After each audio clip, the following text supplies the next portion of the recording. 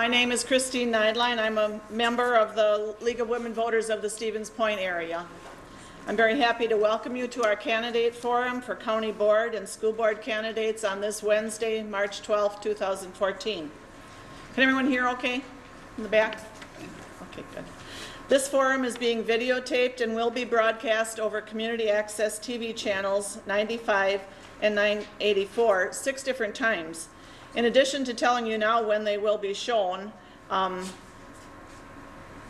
guess I will just tell you now when they're going to be shown. Friday, March 21st at 8 p.m., Saturday, March 22nd at 1:30 and 9 p.m., Monday, March 24th at 8 a.m., Friday, March 28th at 8 p.m., Saturday, March 29th at 1:30 and 9 p.m., Monday, March 31st at 8 and 7 p.m. That comes up to more than 6 times, but it's on 6 different days. There also will be written questions and answers published in the local papers too, and that will be happening probably, I know the City Times has already published theirs, and there will be in the print editions of the Journal and the Gazette, there will also be written questions and answers from the candidates. Before we begin our program, I'd like to tell you a little bit about the League of Women Voters. The League was formed in 1920 after a 75-year struggle to pass the 19th Amendment, giving women the right to vote. Our local chapter was formed in 1961. When you vote, you are participating in one of the basic and most important responsibilities you have as a citizen. Voting is one way that citizens can help shape their communities. When you vote, you are empowering your political voice. But having the right to vote is not enough. The League's mission is to encourage the active and informed participation of citizens in their government. If you want to make informed decisions about how you vote, and if you want to participate in growing an informed electorate, if you believe that informed voters are absolutely essential to American democracy, then we'd love to welcome you in to join our League. And please, after tonight's forum, remember to vote on April 1st in the spring election. The League of Women Voters is a nonpartisan political organization. This means that we do not support any candidate or political party. But at the same time, the League is wholeheartedly political and works to inform voters and influence public policy through education and advocacy. League members study issues with local, state, and national importance. The studies expand our knowledge and guide the positions and advocacy that the League may take on an issue. Over time, the issues may change, but League's purpose remains the same: to help democracy work for all. Partly because of our history and name recognition, the League has decided to continue keeping women in its name, but membership is open to any U.S. citizen, male or female, over 18 years of age. And just a little postscript, we have 5 male members in our local organization. I invite you to join League and be directly involved in shaping important issues to keep your community strong, safe, and vibrant. Membership in the local League automatically includes membership in the state and national League, which connects you with a wide variety of issues that League members are involved at all levels. If you would like to learn more about the League of Women Voters, we welcome you to join the League or make a donation to support the principles and goals and activities of the League. We have membership brochures, business cards that have our website, and we do have a website where you can check for more information or visit with a League member here tonight at the forum. At this time, I'd like to turn the forum over to Jerry McGinley, who will moderate the first part of our evening. Thank you, Jerry. All right. I'm going to use my outdoor voice. If at any time anybody cannot hear me, please let me know. I'll be talking as loudly as I can. Welcome to the forum for the candidates of the Portage County Board of Supervisors. As Christine said, my name is Jerry McGinley. I am a member of the League of Women Voters of the Stevens Point area, and I will serve as the moderator for this portion of tonight's forum. Little background.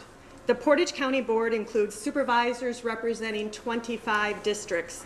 Elections occur in even years for all 25 seats. In 2014, only 3 seats are contested. They are districts 11, 17, and 22.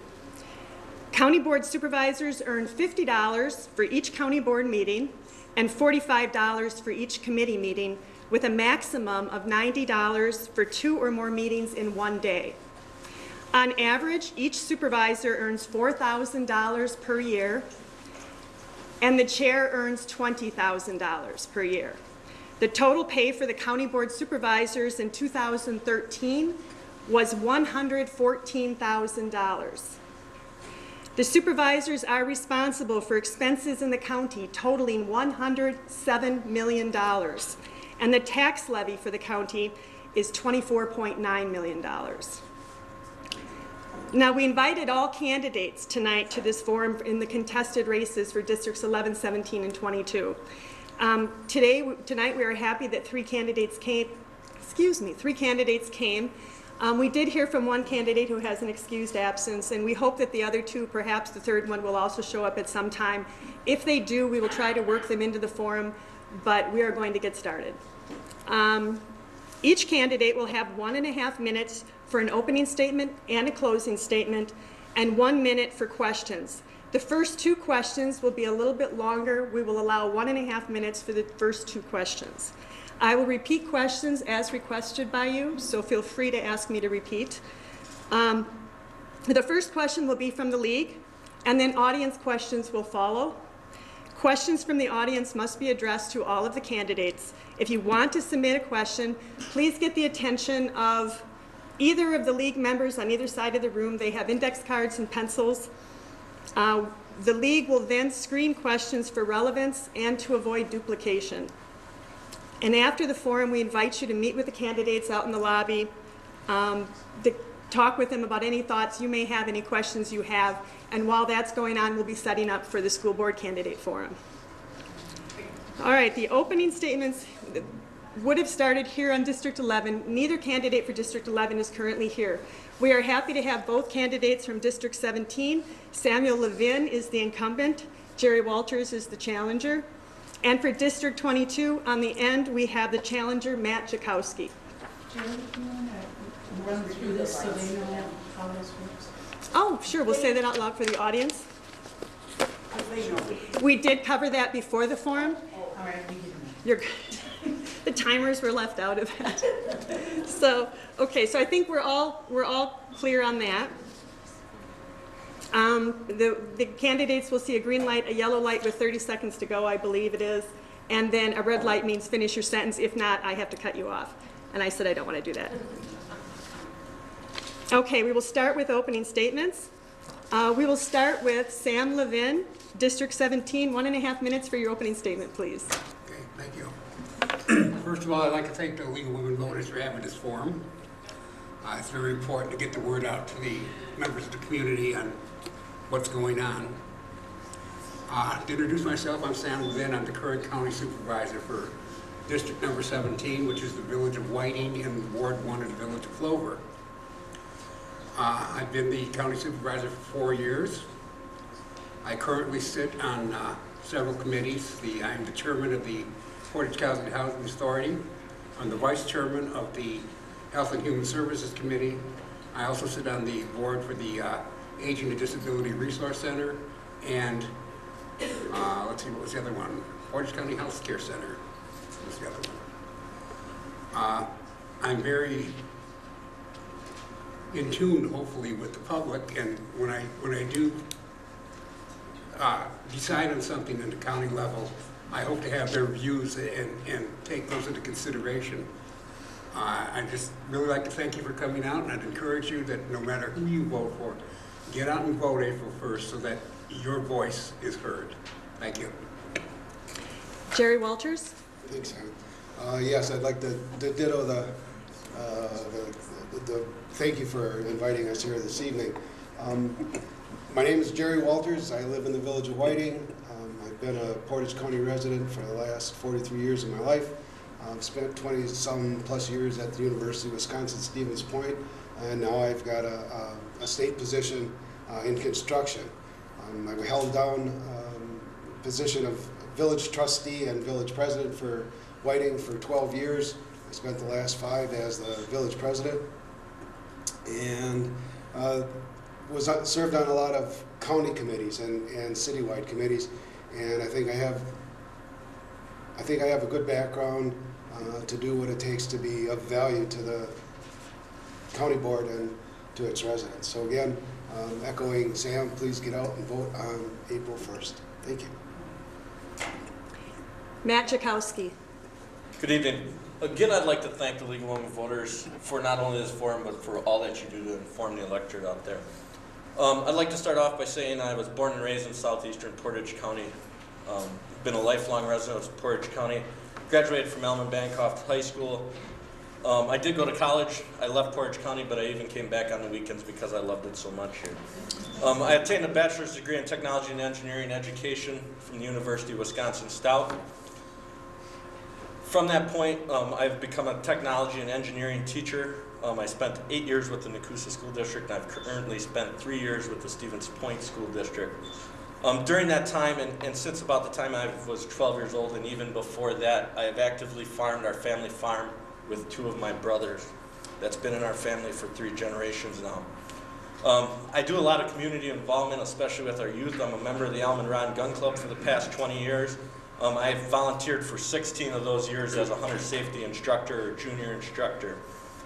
I've spent 10 years as a one of the Portage County delegates to the Wisconsin Conservation Congress. I'm currently vice chair of that. I'm also a member of the Portage County Farm Technology Days Executive Committee, and I currently live in the township of Buena Vista. The position I'm running for encompasses part of the township of Buena Vista and part of the township of Stockton. I live in Buena Vista with my lovely wife, Kimberly, and our 2 children, Graceland, who's 9, and Ty, who is 8 weeks today. Tomorrow. Thank you. Sorry, tomorrow. Thank you. All right, we will begin with the first of our questions. This will be 1.5 minutes to respond. We will start with District 17 with Sam Levin, incumbent. The question is, baby boomers are aging in Portage County, and the county provides many services to the elderly. What ideas do you have to continue support of older people? Well, being a member of the Aging and Disability Resource Board, and I have been for 4 years now, that's a very good place to start. But I think the most important thing that's going to be coming up in the very near future is the Portage County Healthcare Center.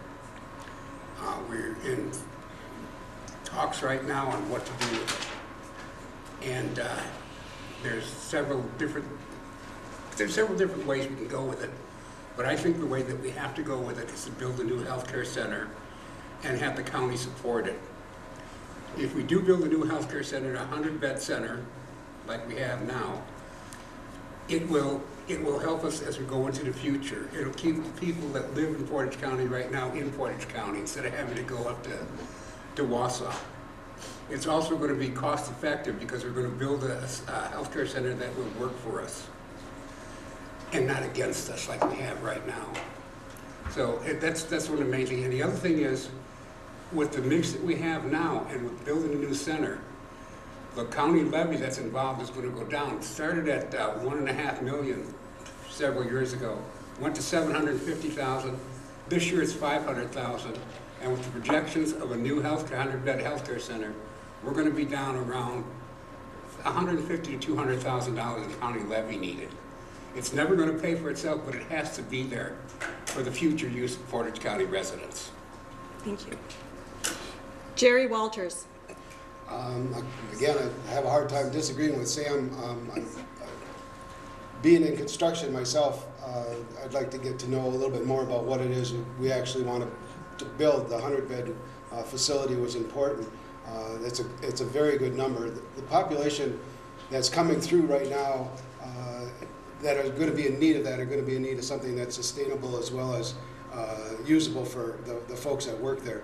And I think in building such a unit, I think there's cost savings that we can pass on to the county and have a facility, like Sam said, that will take care of our elderly population, of which, we're not all that far away. So I'd like to have a place to go as well. I would like to get involved with the committees so that I could find out a little bit more about what the needs are, find out from the nursing staff and the administrative staff, as well as the people that are, the residents that are there, to make sure that we could build, if we are going to build, that we would build something that is useful today and tomorrow both. Thank you. Matt Jakowski.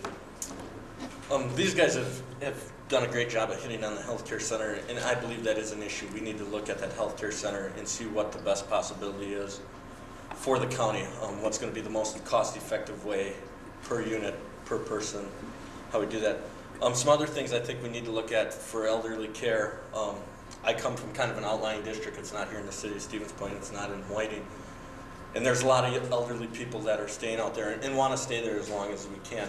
And the county's already taken some steps forward in providing some better services out there. We moved an ambulance out to Amherst for quicker response times. But those are some other things we need to look at. We also need to look at maybe some elderly transportation from those outlying areas. And I realize there are some grant opportunities and things of that nature for that. The healthcare center, of course, is going to be a hot button topic and a large topic, but it's in its infancy now, but we need to look what's best for Portage County, not just for 5 years, not just for 10 years, but in the long run. We need to build a facility that's sustainable for as many years as our current facility was sustainable for, if not more. Okay. Thank you. The next question will also be 1.5 minutes for a response. This time, Matt, we're going to go back to you. We will start with Matt Jakowski, 1.5 minute response. The county is doing a strategic plan. What do you feel are the greatest strengths of Portage County? The greatest strengths of Portage County here that we have now is I travel throughout the state with our farm business, some of it in the winter, some of it in the summer. And some of the greatest strengths we have in Portage County is our highway department. You can travel from Portage County into Opaka County, from Portage County into O'Shara County, and you will see the difference if you travel on a winter day. Other strengths we have here in Portage County, our county is running very well financially. We've made a lot of cuts in the last couple of years. Some of those cuts may hurt us a little bit. And I'll give an example that I see out in my district and it's been brought to my attention by some of the people out there. There were some areas of our district where snow fence wasn't put up. So therefore the county had to go out after the snow blew and drifted and had to go back with large equipment and move that snow back. Well, if we would have paid a little overtime or maybe had an extra position, we probably could have saved some money instead of having that heavy equipment out there tied up to push that snow back. So those are some things we need to look at. Are we cutting something, but is it hurting us in the long run? Are we losing money? Yeah, we maybe have a cost savings up front, but in the long run, is it costing us money? So those are some of the things we need to look at. Our county is very strong. I live and work here. I hope my son's able to live and work here, and daughter. Thank you. Could you repeat it again, Jerry, please? Sure, I'll be happy to. And just for everybody's information, the way that the answers are cycling here is we're alternating between district, and then within district, we're allowing for the first question the incumbent to go first, and then the next time the challenger. So if it looks like I'm bouncing all over, that's what's going on here. All right, for Jerry Walters, repeating the question. Please. The county is doing a strategic plan. What do you feel are the greatest strengths of Portage County? Without a doubt, the leaders of the municipalities that make up our county is a strong point. Having had the opportunity of working with the Town and Village Association group, I've come to know those folks pretty well. We were the first county, and I believe we were the only county in the whole state that got together and did our land use study together as a county, making sure that we were all on the same page, we were all talking about the same things, and we all had the same information. It was very cost effective, it saved a lot of money, saved a lot of headaches for outlying areas, smaller municipalities that may not have been able to afford to put together a very comprehensive land use study. As the county planner's office put together that program, we all benefited from it. It's also a good place to go. Our leaders are they do know, because we do come from small communities in Portage County. So if we have a resident that has an issue, they generally come on up, sit on the porch, and have a cup of coffee with us and tell us what's on their mind. So I think the leadership in Portage County is probably the strongest and the best in the state. Thank you. Sam Levin. The greatest strength and the greatest asset of Portage County is our people. Not only the people that work for us, and we've got some of the best people around working for us in the county, but the people that live in the county, that come to the meetings, that voice their concerns, or that call their supervisors to voice their concerns, so that their views can be heard. By using this strategic plan, we can help streamline county government some. And that's going to save us some money along the way. And it's going to give us another opportunity to keep the best of the best people working here. And that's what we need to move this county forward. So, you know, as far as the strategic plan goes, it's the people, it's the community. That's our greatest strength, because they're the ones who make the decisions. And they're the ones that help us to make decisions, I should say, to go forward. Thank you. Because we have just 3 candidates, we've made the executive decision to allow 1.5 minutes for response for the remainder of the questions. Okay. The question in front of us now, and the first person to respond to this will be Sam Levin. There is a dispute between the city and county about ownership of the library. How can this issue be resolved? That's a very good question. I myself believe the problem exists because the city did not fulfill their obligations. 12 years ago, they started talking about repairs that had to be made to this library. They haven't been done, and they've just been compounded and compounded as we're going along. The city wants to give the library to the county and $100,000 towards a repair. And the county wants the city to pay most of the repairs, and they're willing to up their share of it, like they've been negotiating for a couple of years. You can't just at the last second dump something on somebody and say, here, you take it, we don't want to be involved in it anymore. It's just like a landlord tenant. If you were renting from somebody and your roof was leaking, you'd expect the landlord to fix it, not for him to say, well, here, you fix it and then you can take over. That's not the way it works. As far as, I hope that the city and county sit down together and talk to each other, because if not, we've got to come up with some other kind of solution, because the library is a very important part of this city and this county. Thank you. Jerry Walters. Not knowing the history, I'll give you a pretty general answer. Whenever some municipality wants to give you something for free and just throw in some kicker money, there's an issue at hand.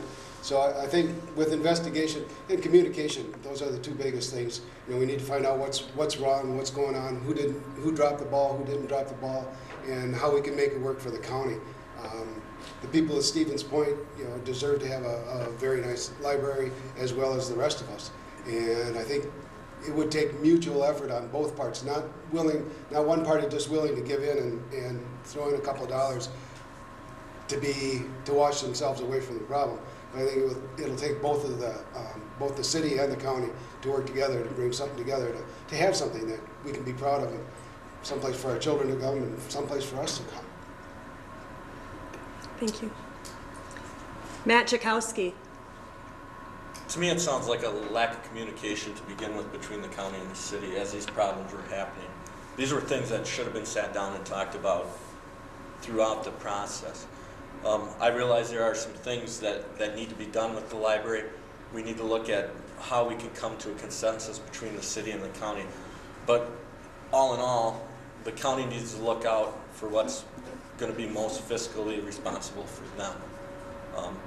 If it has to do with moving the library to a location, a different location that's more cost effective, we have to look at that option. If the library is to stay here and this will be the most cost effective thing, we need to keep it here. I think what it comes down to is going to be cost effectiveness. Okay. Our next question, and we will start with Jerry Walters. What support and encouragement does Portage County offer its young people? What ideas do you have or experiences with successful programs that the young can know that the county is working for them?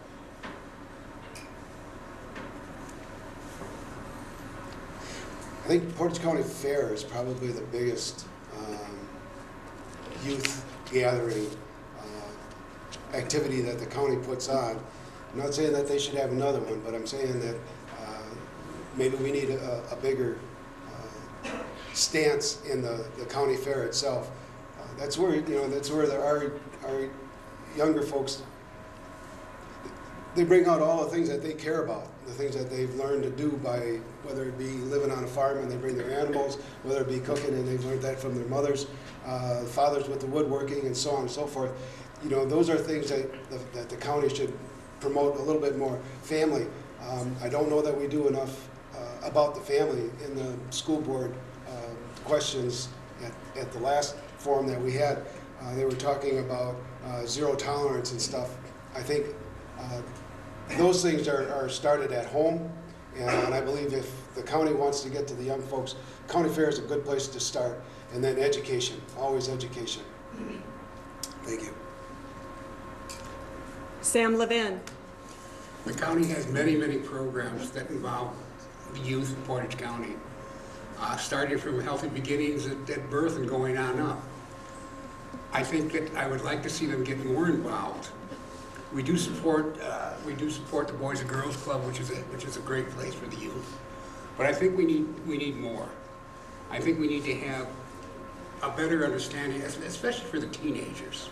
When you get to 12, 13 and up, we need more for them to do to keep them off the streets and to get them on the right path. Because as many of the county programs that we have for the youth, I'd like to see them in it, from the Healthy Beginnings all the way up.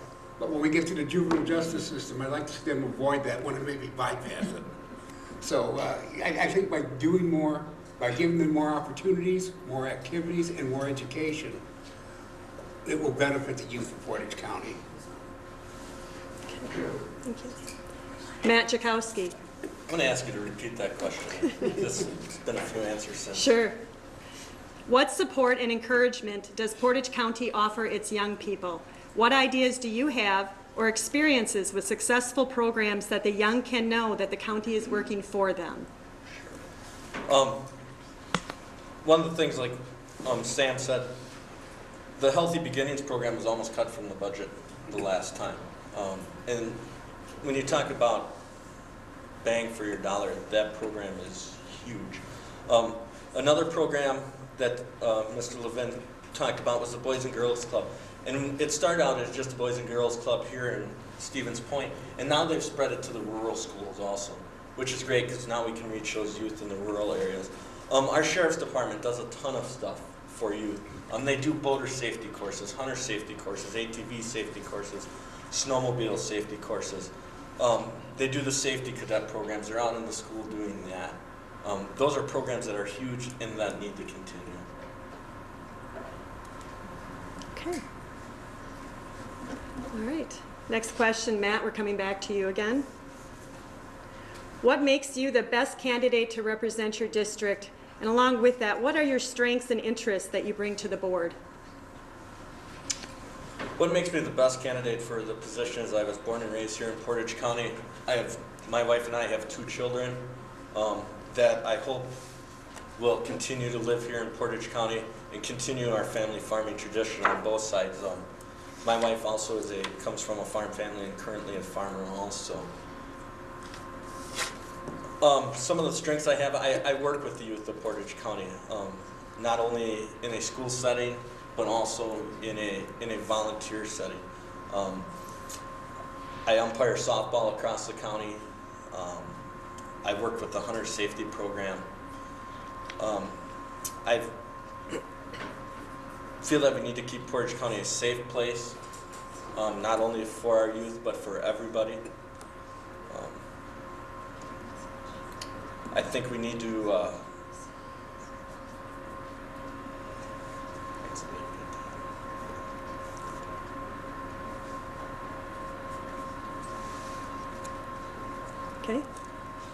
Okay, thank you. Sam Levin?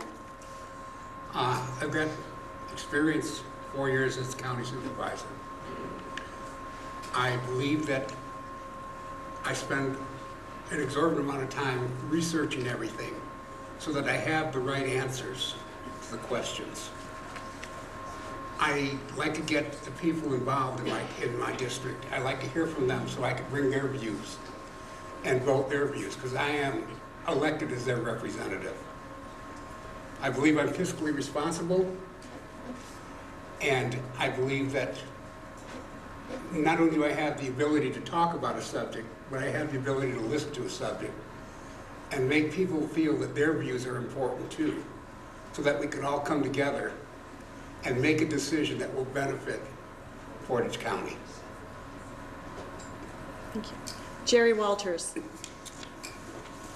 I'm going to steal one of Sam's lines from the last time we were together.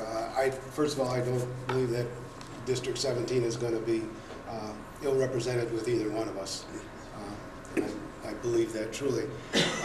As president of the Village of Whiting and a trustee, I believe I bring the fiscal responsibility that was brought up, along with budgeting techniques, communication skills with the folks at the rest of the municipal leaders that I've had the opportunity and the pleasure of spending a lot of time with.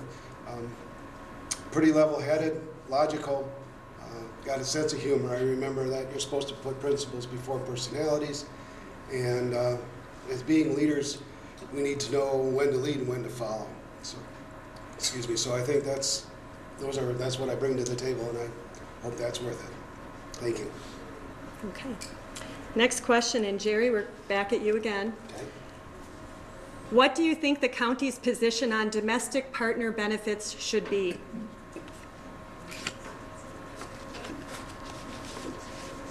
That's a tough one.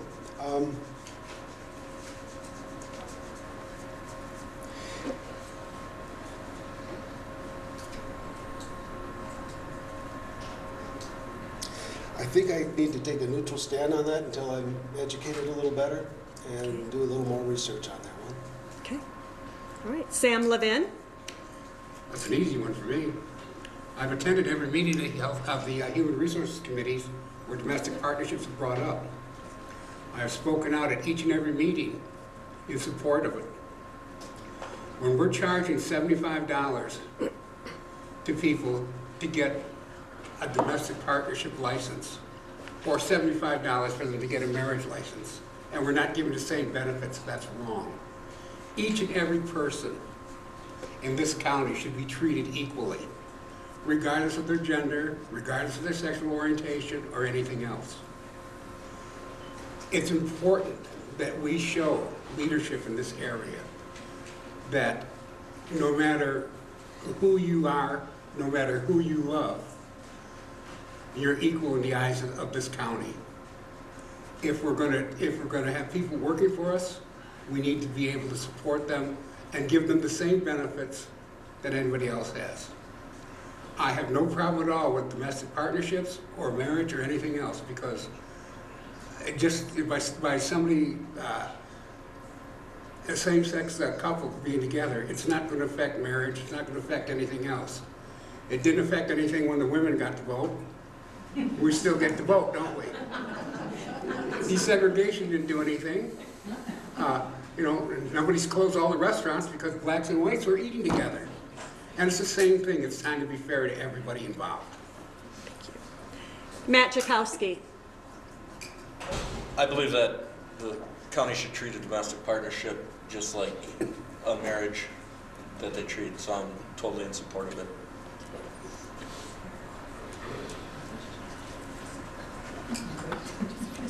Just in time. Okay. Our next question, and this we will begin with Sam Levin.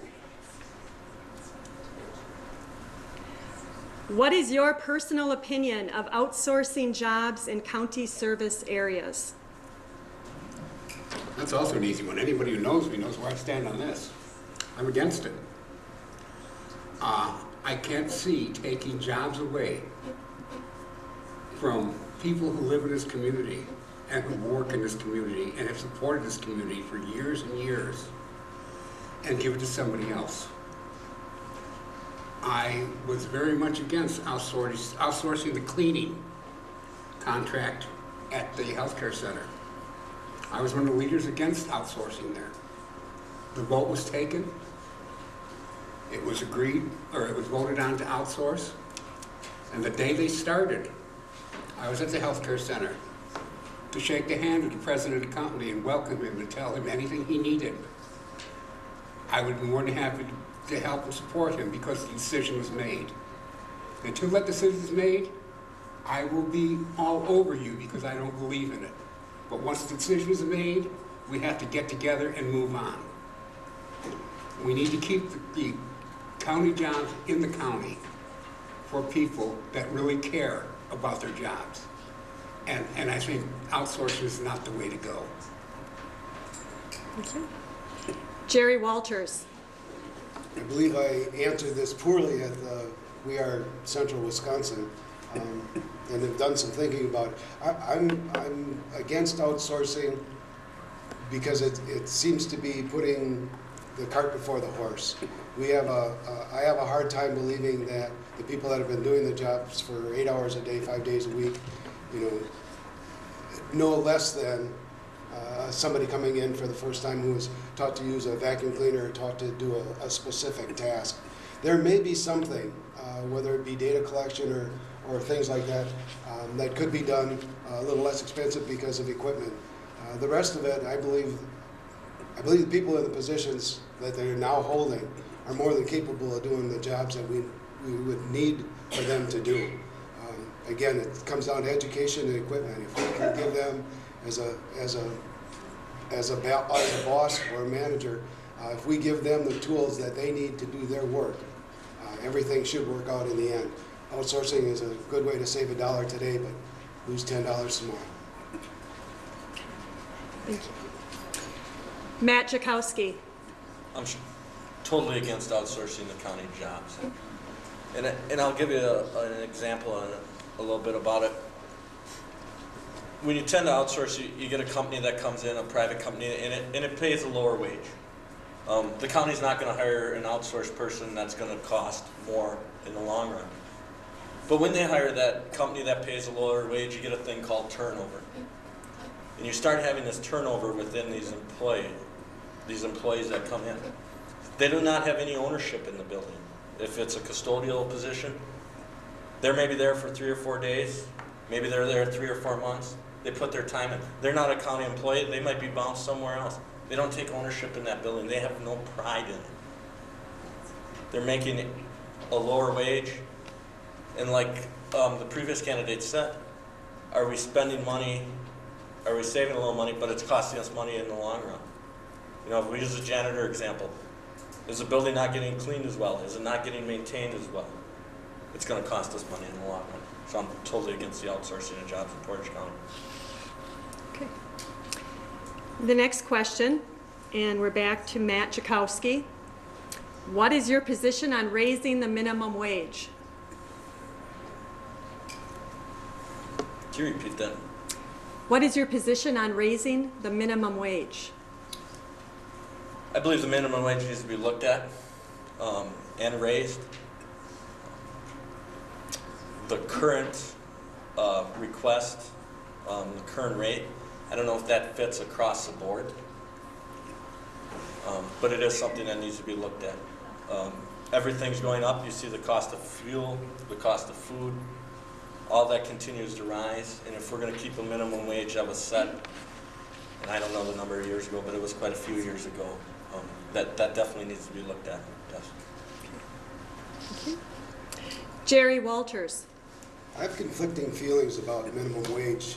When minimum wage started, it was to specifically give people who were getting into the workforce a minimal amount of money so that they could progress in the workforce to get a better job. It had nothing to do with raising your family at a minimum wage job. It was a way to open the doors. Today it seems as though that the government wants to make sure that everybody that's working a minimum wage job could also raise their family And I don't know that that's the right thing. I think we still have to go back to the people and their ownership of their jobs and what they are expecting. Like I said, I have mixed emotions on it. I understand why it came about to begin with, and I don't know that we followed that same track. I think somewhere along the line, our politicians got off that track, and instead of creating permanent jobs, invested more in doing less work, into just raising the minimum wage job and allowing people to stay there instead of progress. Thank you. Sam Levin. I think the solution to minimum wage is to take our congressmen and senators back in Washington and put them a minimum wage and take their money and raise the wages of the people that are actually doing the work out here. I agree that, minimum wage should not be the end of somebody's career. It should be the beginning. The problem is, over the years, costs have risen dramatically, and minimum wage has not. And who's to say that somebody that works, say, at McDonald's, making minimum wage, should not be able to raise their family? It's important that people have the ability to earn a living and support themselves and their families, because if they don't, then through all these other programs, we're going to have to end up spending more money to help supplement them. It's important that the wages are paid that are fair and reasonable, but also people are able to live off of them. Okay, thank you. I think we have time for one last question before we go to closing statements. We will start with Sam Levin. And pardon me if I stumble a little on the question. I'll try to get it right the first time. Justice Works has been a successful program to help offenders. This program requires minimal funding but saves money by diverting people who might reoffend. How important do you feel this program is? I've been a supporter of Justice Works from the beginning. I voted to support it. I voted to continue funding it. I think it's an important program, and I really would like to see it expanded. I have said from the beginning that if the Portage County Healthcare Center, if we build a new center, we have to do something with the other building. There's other jobs, other uses we could do for it. I wouldn't mind seeing Justice Works take it over and move Portage House over there. And this way they could have a wing for their male participants and also for the female participants, because we don't have that right now. I think it's important that we expand this program because it's going to save us money in the long run. It's going to keep people out of jails and out of prisons. It's not going to help us, only help us in the county, it helps us in the state too. And it's an important program that we need to not only fund, but we need to enhance. And it was enhanced this year with the pilot program that we're in now, with the grant money we're getting from the state. But it's an important program that needs to be continued and needs to be supported. Thank you. Jerry Walters. Couldn't agree more. I think one of the things that Justice Works should put on their top 10 list, though, is just to make a program where we can get the parents more involved. I'm a firm believer that what starts at home is what's carried out into the street, and somewhere along the line we've had a disconnect because our younger generations that are disconnecting from what the way some of us were brought up when we were younger. And I think we need to bring the parents back into the equation, and I would hope that Justice Works would entertain the idea to have a parent-child type program so that maybe we all need to learn together, what's appropriate, what's not appropriate. And I think once we put that investment in, the children, then at that point, the young adults will be hearing the same story and the same sentiments at home as that they would in the programs as Justice Works. So I think it's more of a family, more of a community thing. I think that would be the good direction for Justice Works to take a look. Thank you. Matt Jakowski. I'm fully in support of Justice Works. As the two previous candidates said, I think it's a great program. I think it can actually be expanded. And let's look at avenues where we can expand it. Because if it costs us a lot less money to work with that person through Justice Works program, compared to having to put them in jail, house them in jail, even on the state level, house them in a prison if it's a bad enough offense. If we can stop that, if we can curtail those behaviors early on, and like Jerry said here about the youth involvement, you know, if you have a person in justice works that is a youth, you know, get parents involved, get peers involved. Let's make it a community project. Thank you. All right, we're going to move to the closing statements now. And we will do the closing statements in the reverse order that we did the opening statements. So we will start with Matt Jakowski. I'd just like to thank everybody for their time. Thank you for showing up. Again, I'm Matt Jakowski. I'm running for District 22 Supervisor. Like I said, I've been a lifelong resident here of Portage County. My wife and I have 2 children that I hope can grow up safely here in Portage County and continue to live here in Portage County and carry on our family farming traditions. Thank you very much. Thank you. Jerry Walters. Yes, again, thank you very much for inviting us here this evening. We appreciate that. I want to be back in service again. I've spent a few years waiting to come back into public service, and I believe I have things to offer, and I hope to be of service to the rest of the county board, and hoping that they can find places for me to help you folks, to help ourselves. Thank you. Sam Levin. Thank you for taking the time out to come out here today. It's very important that you did. I would like to be reelected as the county supervisor in District 17. I believe that I represent the community well, and I believe I'm a voice for the community on the board. As both Jerry and I have said previously, no matter which of us are elected, I think that District 17 is going to be well represented. I do have my experience on the board, and I do believe that I can represent District 17. Thank you. Okay. That concludes the Portage County Board of Supervisors Forum. Thank you, candidates. Thank you, audience, for your attendance and your participation. As a municipal clerk, I'm not going to turn the podium over until I get a chance to say a little bit about absentee voting. Have to do it. On behalf of the almost 2,000 municipal clerks in the state of Wisconsin, the April 1st election actually began for us a while ago. In fact, last week we started mailing out absentee ballots. Next week we start in-person absentee voting in the clerk's offices. So as much as all of us clerks would love to see everybody at the polls on election day, we know that's just not possible. So if you understand, or if somebody watching this later on video understands that they won't be able to get to the polls on election day, please contact your local clerk and ask them about absentee voting. I think it'll be easier than you might expect. And as the league believes, every vote matters, every vote counts. Election day is April 1st. Thank you.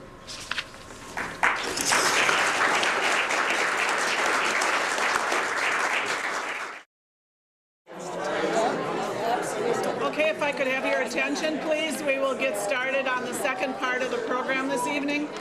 This will be for the school board candidates. Excuse me. We've got lots of questions to get in. Thank you very much. I just wanted to bring to your attention again, because I know we have some new folks in the crowd, this is being taped and will be shown on community access television 6 different days, many times. I'm going to mention those to you if you want to jot them down, but if you want to stop afterwards and get them, I'd be glad to share the times with you then too. It's going to be shown on Friday, March 21st at 8 p.m., Saturday, March 22nd at 1:30 and 9 p.m., Monday, March 24th at 8 a.m., Friday, March 28th at 8 p.m., Saturday, March 29th at 1:30 and 9 p.m., and Monday, March 31st at 8 a.m. and 7 p.m. Those times will also be on the local League of Women Voters website. There are little cards here that have our website address, so that would be another way to find out when the televised taping will be shown. And now I'm going to turn over the second part of our forum this evening for the school board candidates to Joe Sizer.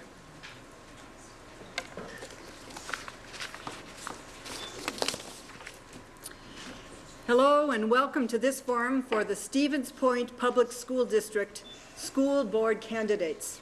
My name is Joe Sizer, and I am a member of the League of Women Voters of the Stevens Point area, and I will be your moderator for this forum. The League has prepared questions for the candidates, and there will be written questions from the audience. Questions from the audience must be addressed to all candidates. To submit a question, get the attention of an usher, and they are raising their hands right now at this moment, to get an index card and a pencil to write your question.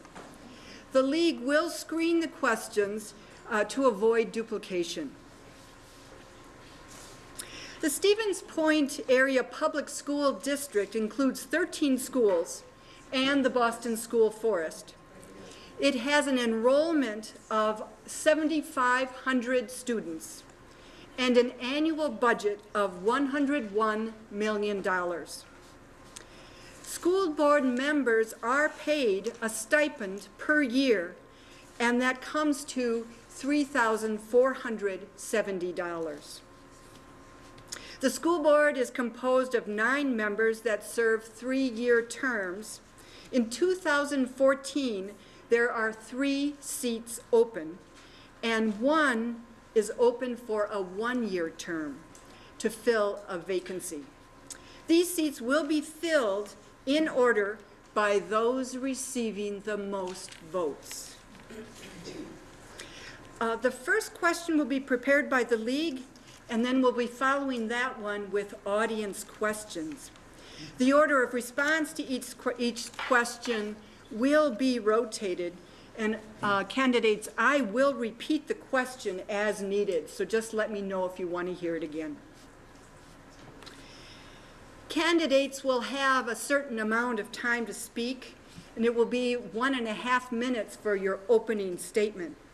And so today we will begin that with Jeff Presley. Jeff. Only my Thank mom you, calls Jeff. me Jeff. And if my middle name is used, I'm in a lot of trouble. My name is Jeff Presley. I am a parent. I have 4 children. One of my oldest just graduated from SPASH 2 years ago. He is a sophomore at Minnesota. I have 2 younger boys, one at PJ's, one at Madison, and then their 2-year-old sister who is going on 20 and wants to have been through all of school. So I have children in the district. I have a genuine interest in how our district excels. We have a lot of things coming up this year.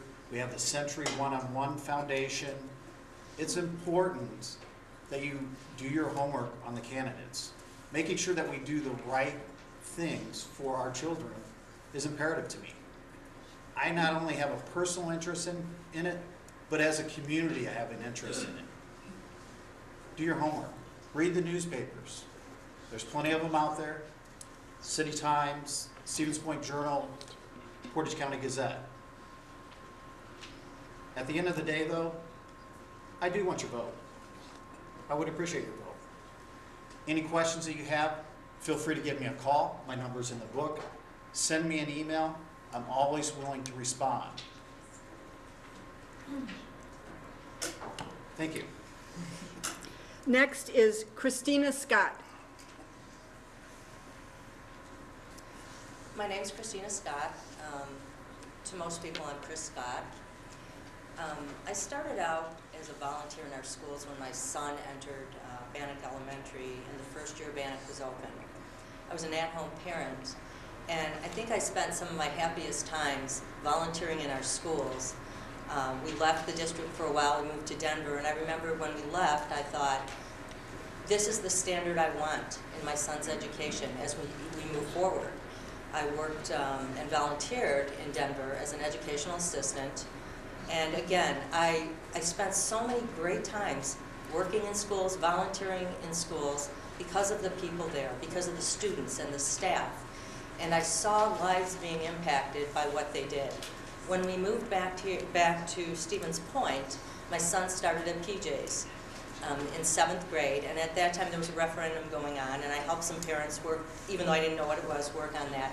I've been involved in schools and supporting Stevens Point schools because I understand how important it is to our community, and I've also served on the board for 12 years, and I'm doing it for one reason, is that I really love doing the work of a board member.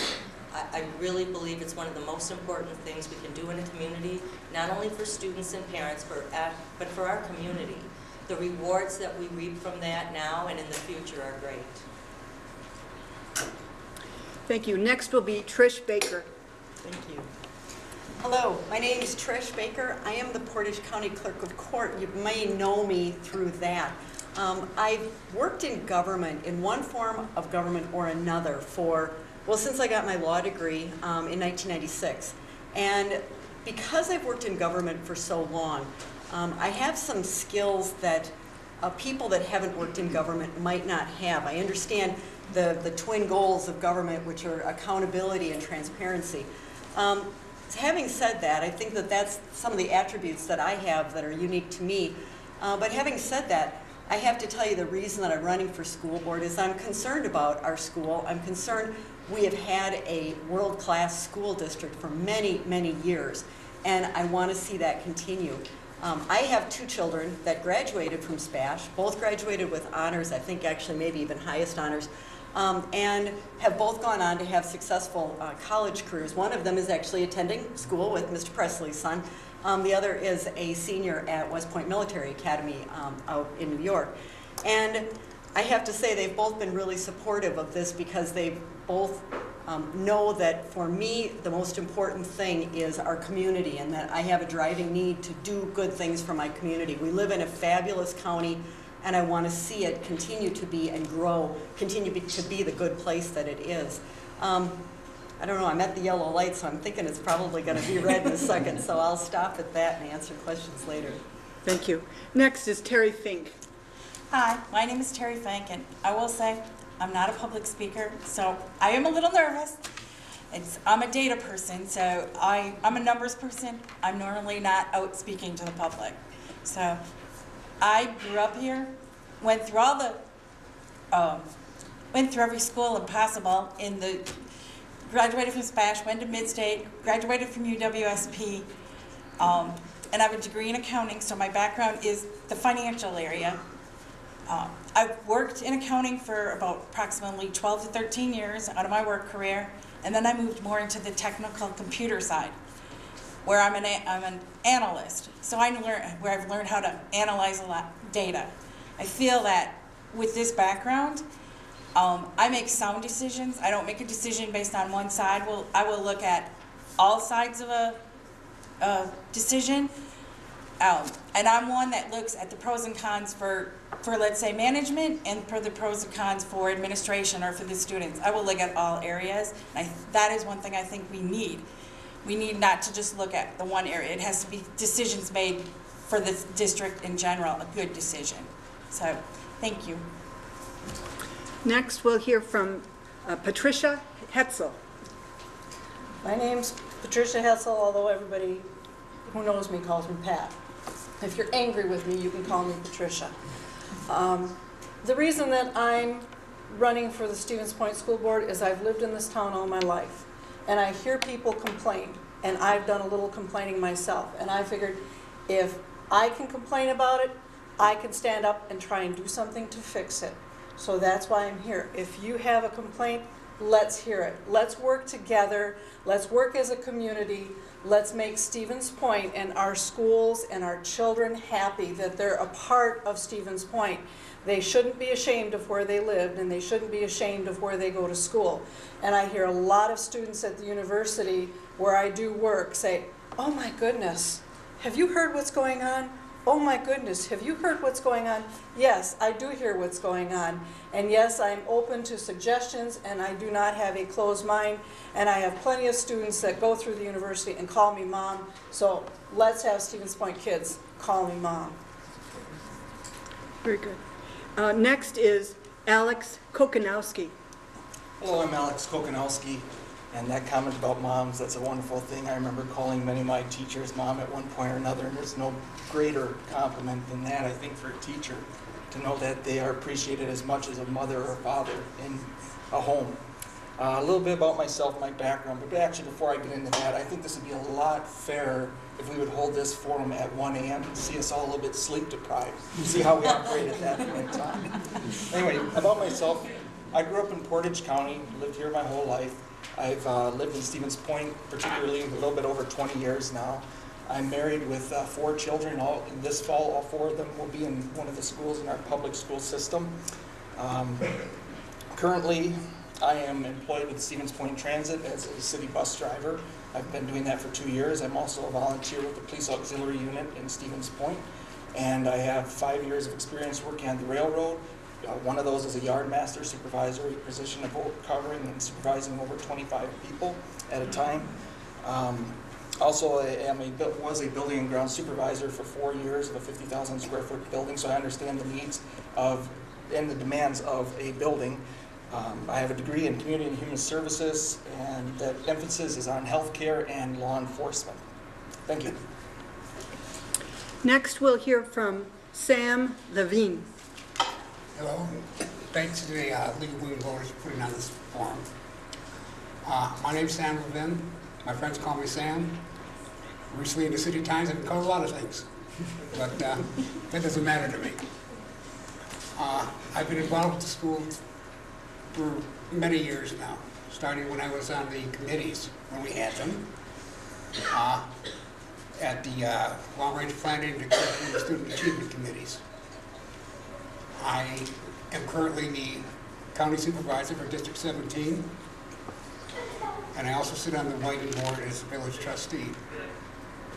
I'm running for the school board because I want to see the public put back in the Stevens Point Area Public School District. I think it's been taken away. I sat up here last year, and there's 5 people on that board right now that sat up here too. And they talked about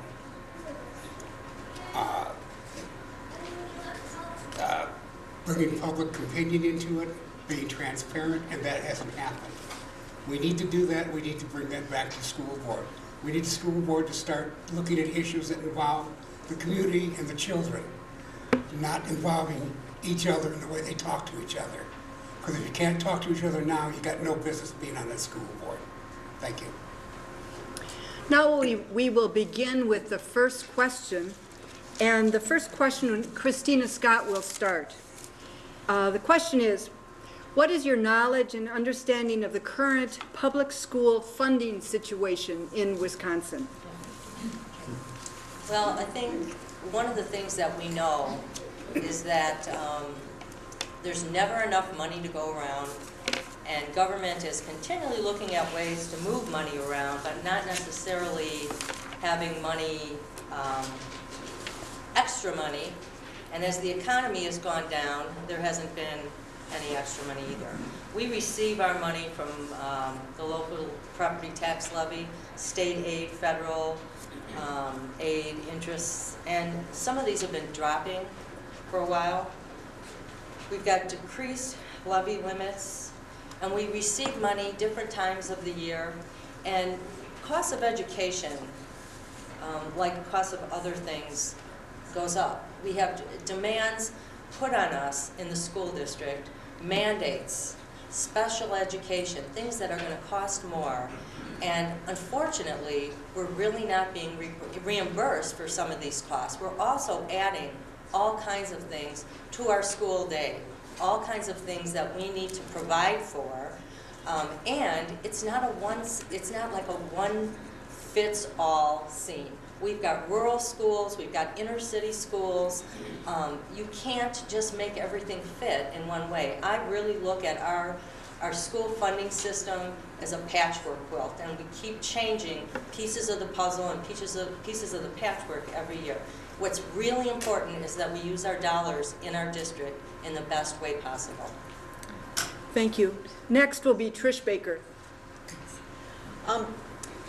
The funding for schools is much like it is for the county. It's very, very similar in that it comes from a variety of places. As Chris stated, we've got the levy limits.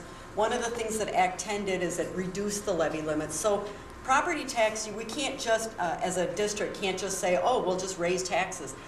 We can't do that because Act 10 and a variety of other statutes simply prohibit that from happening. I had written out some answers ahead of time and had addressed school vouchers.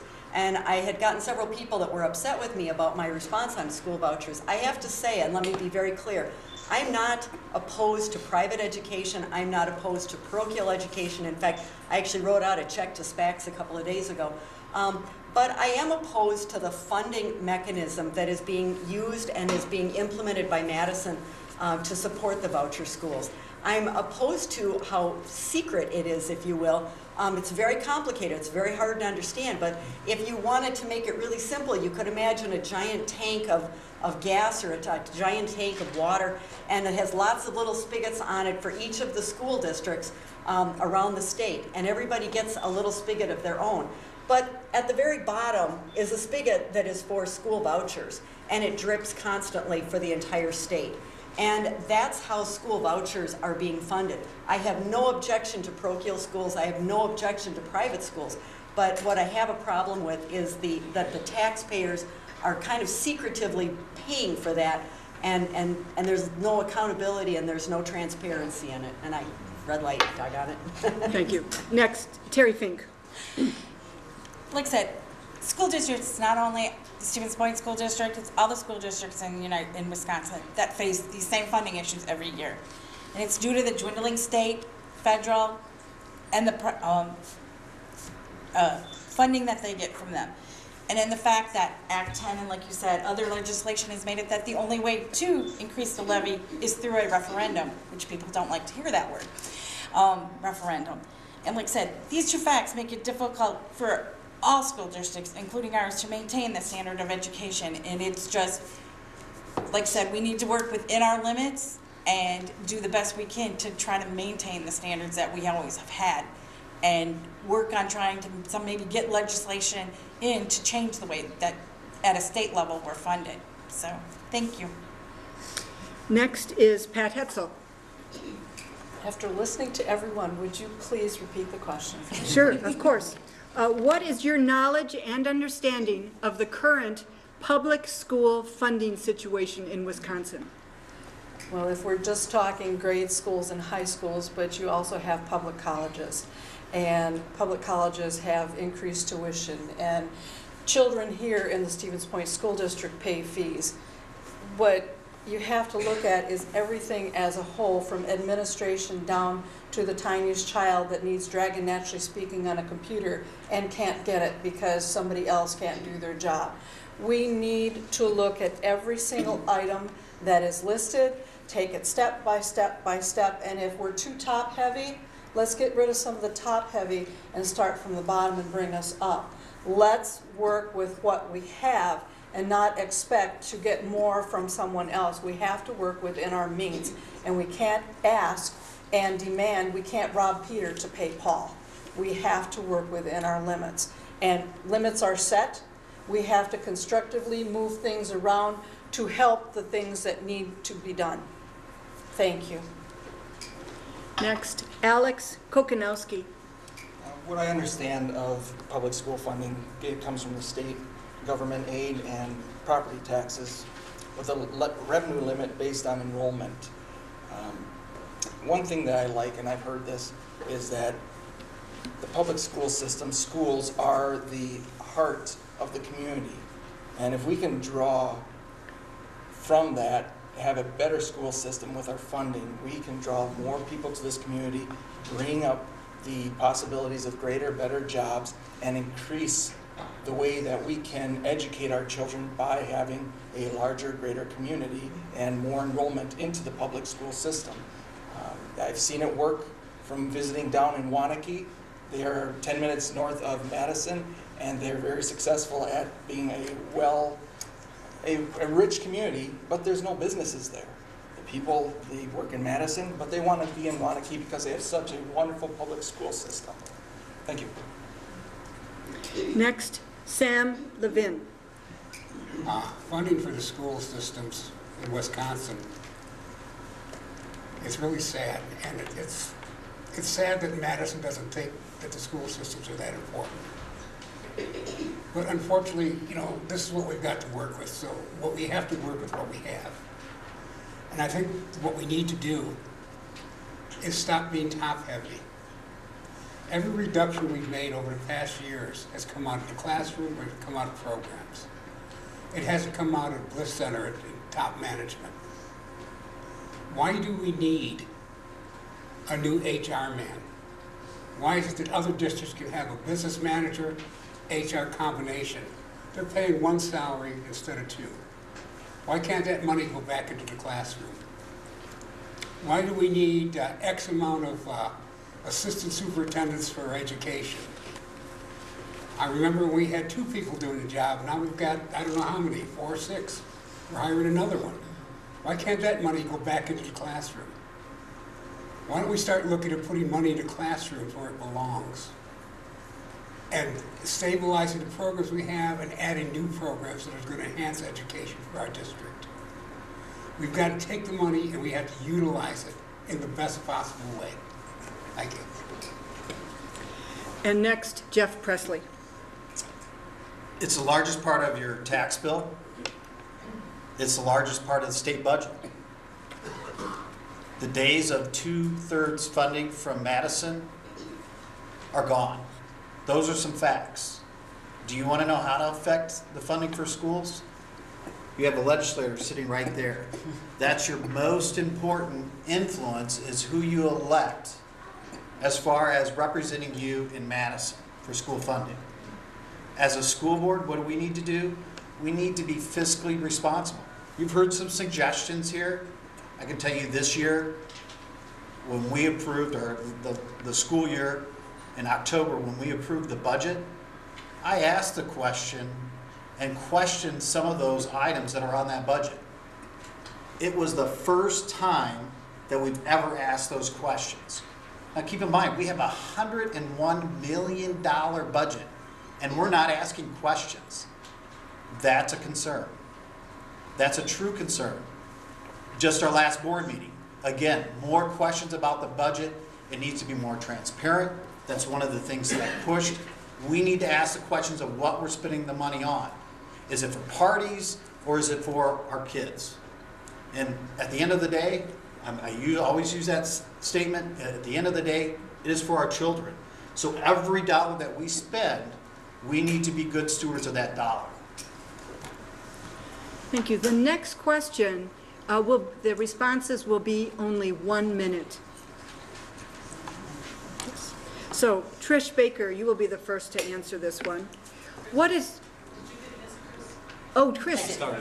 I did my. You started. Yes, Yep. so I was right. Okay, all right. Okay, the next question is, what is your opinion about proposed legislation to replace Common Core standards with a state board composed of legislators, educators, and other citizens that would set standards for Wisconsin education? I've had an opportunity to talk to a number of people about that particular issue. There was a big hearing in Madison, I believe it was on Thursday, and I understand that over 100 superintendents went down to testify and make their opinions known on Common Core. Common Core is adopted by 45 states around the country, and it makes it so that everybody is teaching roughly the same thing at roughly the same age level and grade level, so that if a person moves from, for example, Wisconsin to Texas or Wisconsin to New York, as military families do frequently, then they're able, their children are able to start in the same grade wherever they've moved to, and they're able to understand, and they're educated at roughly the same level. So kids don't have to bounce around so much. I have to say, I've heard a lot of comments about Common Core, but what I've heard overall is that it is an excellent way for people to be able to move. Doggone that red light. Let me just say that I'm glad that the legislators, at least in that committee, did not vote to approve the changing of the Common Core to the Legislative Oversight Committee that you're talking about. Act 619. Next, for 1 minute, Terry Fink. Like I said, just like Trish said, I think we need to have the Common Core, because I've seen examples where somebody moved and a child had to go back a grade because state was teaching at such a different level. Whereas, like I said, and I'm glad they didn't adopt it, because I don't think legislators should be involved. It needs to be education, people that actually understand what needs to be taught to people. You know, unless they have background in the education field, then it would be okay. But it's probably a good majority of them that do not. They tend to be lawyers or accountants or that type of area. So, like I said, it really needs to be it needs somebody with education field to set those. So, thank you. Thank you. Next, Pat Hetzel. I think the Common Core should stay Common Core. When you have children in a classroom and you're working with students with disabilities, they have to be on an equal playing ground with other students, and so they need that extra little help. And if you put a class way ahead and left them behind, how would that be, since we're not leaving any of our children behind? Common Core stays. Next, Alex Kokanowski. I believe as long as the educators, the teachers from K4 through 12 are involved in these decisions in the mathematics, in the English for the Common Core, then it can be successful. If it's not with an education base, there's going to be a problem. In law enforcement, one of the things that I was studying at the academy here, all those core curriculum courses that we were going through were thought through and developed by law enforcement people. They weren't someone out of some kind of administration outside of law enforcement. That's a thing that is important. Myself, I was held back in 4th grade because I was at a different school at that time outside of the community, still living in the community, but I see the damage that happens when children are not reevaluated, when they enter our system, when they move from school to school. It happened with me. I lost everything that anyone here that would have learned in 4th grade, I never experienced, never got. So I'm at a shortcoming there, but I've learned to compensate and overcome it. Very good. Next, Sam Levin. Common Core has its good and its bad points. I don't want a bunch of legislators in Madison making decisions for our school district. There's only one person in Madison that we send there, who's sitting right there, that knows what will work in our community, not all the other ones. We need to have teachers involved. We need to have support staff involved. We need to have the people in our district involved and the community members, because that's the ones that can set the standards. It should be left to a group of people that don't know anything about your district. It should be something that is district run. Next is Jeff Presley. Wisconsin has accepted the Common Core. It's been years now since that acceptance. We have geared our district to those practices of Common Core, as most districts, or I would say all districts in Wisconsin have. It almost seems like a sense of buyer's remorse, that why now Common Core? I question that, of why we would have buyer's remorse. It standardizes, like you've heard before, it standardizes from moving state to state. It doesn't mean that we can't enhance that Common Core and put additional betterments, so to speak, or standards within our own district or in our own state. I liken this to our 4K program that we have in Stevens Point. Before that, we had kids up here and down here coming into kindergarten. Now we have, with 4K program, they're coming in at a more even rate. Same analogy with Common Core, with the states that surround us if people are moving. At the end of the day, again, DPI can always change that in enhancements to Common Core. Thank you. Next is Christina Scott. I think Common Core makes a lot of sense. I think anyone who's gone through any kind of reading of information about No Child Left Behind and how different states had different standards and different educational standards. Wisconsin's always had high standards in education. I think one of the fears was that this is going to be the top of the heap. This is where we're going. I think you can build on Common Core if you like.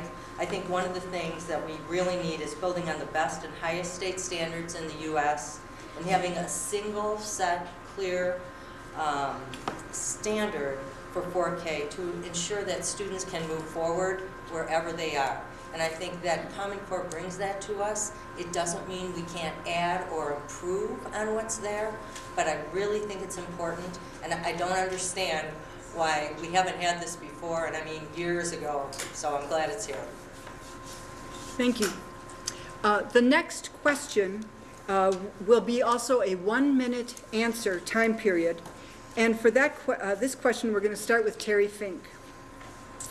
Should private voucher schools taking taxpayer dollars be held to the same accountability standards as our public schools? Oh yes, I totally agree. If they're a private school in the state of Wisconsin, all the standards, everything that our public school system is held up to, needs to be the same way for a private school. They're receiving funding. If we're all receiving funding from the same place, that needs to be something that it's a no-brainer. It wouldn't be fair for them not to have the same standards as us. And like I said, if they want to receive money from us, then they need to adopt all the standards for us, such as even, I want to say, the days. Because I know that not all private schools have the same, they don't have the same limit, the same day requirements or hour requirements. And like I said, if they're receiving the money, every student should be getting the same, having the same standards. So that is what my opinion is. Thank you. Thank you. Next is Pat Hetzel. If you're receiving state dollars, then you should be following what the public school system is doing. If it's a public voucher, that's one thing. When private schools are getting those vouchers, there have been schools that are claiming X number of students are coming in, receiving the money, keeping those students on those enrollment rolls, and they're not there. They've gone back into the public school system. There needs to be accountability for vouchers. They need to be following the same type of rules that the public school systems do, and they don't. Thank you. Next, Alex Kokonowski. Indeed, I agree, and it would be nice to see if there was a way to integrate the needs for some individuals that have to go into a private setting for one reason or another, that if we can continue to try to meet those needs here in the public school setting, that they do not have to seek the education someplace else elsewhere, taking with them the voucher that is given to them. Here in Stevens Point, this school district, I believe we have 22 vouchers, and if that continues to rise, we're going to be putting in jeopardy potential jobs for teachers, the whole school system that we know what we have here in Stevens Point. Thank you. Next, Sam Levin. I think it's important that we have a level playing field when it comes to vouchers. The problem I have, though, is I don't believe we should be having vouchers. I don't think it's right you have a right to a public school education. If you want to have a private school education, you also have that right, but you have to pay for it. I'm not against private schools. I support the Catholic schools here. I go down and I buy my gift cards all the time, and I put on the line as to who it's for. Anyone, so anyone could get that credit to use towards their tuition. But tax money should not be paying for private schools, because all that's doing is taking money away from the public schools and the public education that we have to give to our students. Next, Jeff Presley. Can you read it just one more time? Yes. Thanks. Should private voucher schools taking taxpayer dollars be held to the same accountability standards as our public schools? I would say yes. I'm going to stick to the question that they have to be accountable. It's important that, as Sam said, it needs to be a level playing field. If you're going to take the dollars, you need to be held to the same standards. The one thing you have to keep in mind, though, with the voucher system is they come back to, if they have certain needs that that private school cannot provide, they come back to the public school. So it's almost charging the school twice. You're not only taking the voucher money, but you're also the special needs coming back to the district for those services. So back to the question of hello accountability, provide the services also instead of coming back to the district. So if you're going to be all-inclusive, such as the district is, in the private school, you need to provide those resources also for any needs other than just coming back to the district. Next, Christina Scott. You know, I would agree with pretty much what the candidates have said. One of the things that we do in public schools is we allow every student in our schools. We turn no student away. That isn't always the case. And we provide for all of those students. So if we're going to use tax dollars, public tax dollars for that, I think we have to hold people and those schools, the private schools, accountable and have the same standards and requirements. Because it's really all of us. And number one, you know, there's such a comparison though. Stevens Point and Milwaukee schools. You know, there was a reason that this started, but it started years and years ago when I first started volunteering and hearing they're trying to privatize education. And every year it seems like they've gotten a little closer in different ways. If we're going to do this, if we're going to fund it to the private schools, then they need to be as accountable as our schools are. Thank you. Next, Trish Baker. I have to start off by saying I think that's a little bit of a softball question, and we're all in agreement on it. We're all running for public school board. So, you know, we're all advocates of public education. We wouldn't be here if we weren't. But I just want to add something about vouchers that I think is important. If you, as a taxpayer, give me $100 in taxes, and I go out and I buy it I go to Goose and I have a great night out, you as taxpayers are going to be upset. You're going to say, wait, Ms. Baker, where's the accountability here? With vouchers, we give them that $100, or actually it's more like $7,000, but we don't have the ability to vote anybody out of office. You can vote me out of office as clerk of court when I spend that $100 at Goose and you don't like it because it's not a good use of taxpayer dollars. When we give money, voucher money, to a voucher school, even the Catholic schools, whatever school it is, there's no accountability for it with the taxpayer dollars. I think we all agree on the testing standards that they should all be the same, but looking at it one level farther, it's that accountability for how that money is spent that I really struggle with. Thank you. We're going to go on now to another question, and this also is a 1-minute question, or 1-minute answer. And we are going to start with Pat Hetzel. What would you do to attract and retain qualified employees? Why should a starting teacher plan on a career here? Well, that's a loaded question. I've lived in Stevens Point my entire life. I have such respect for the teachers here that I can remember every teacher I had. Children in this district, along with a teacher, should feel this is home. This is where I want to be. This is where I want to spend my life, to teach these children, to nurture it, to add to the community. This is where I want to be. And I think being on the board, I can try and make people feel that way. Bring good decisions to do that. Okay. Next, Alex Kokanowski. Attract qualified employees and have them stay in this community. It's a strong school board. If that's there, it's not going to scare away the potential candidates who want to come here and become educators. I feel that if we also take advantage of the interns that are coming to our schools from the university, we right there could pluck out the cream of the crop and grab them right away before they have a chance to leave. If they like something, push them into that area, continue to help them develop that, and have them develop a love for what they're doing in our community.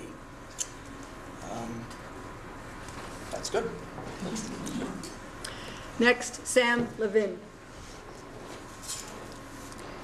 Until we start treating the teachers and the rest of the staff at the school district with the dignity and the respect that they deserve, that they've earned, we're not going to be able to keep good teachers, and we're not going to be able to get good teachers to come here. This starts at the district level, with the school board, with the superintendent. At the last school board meeting, I hope I heard wrong, but I believe I didn't.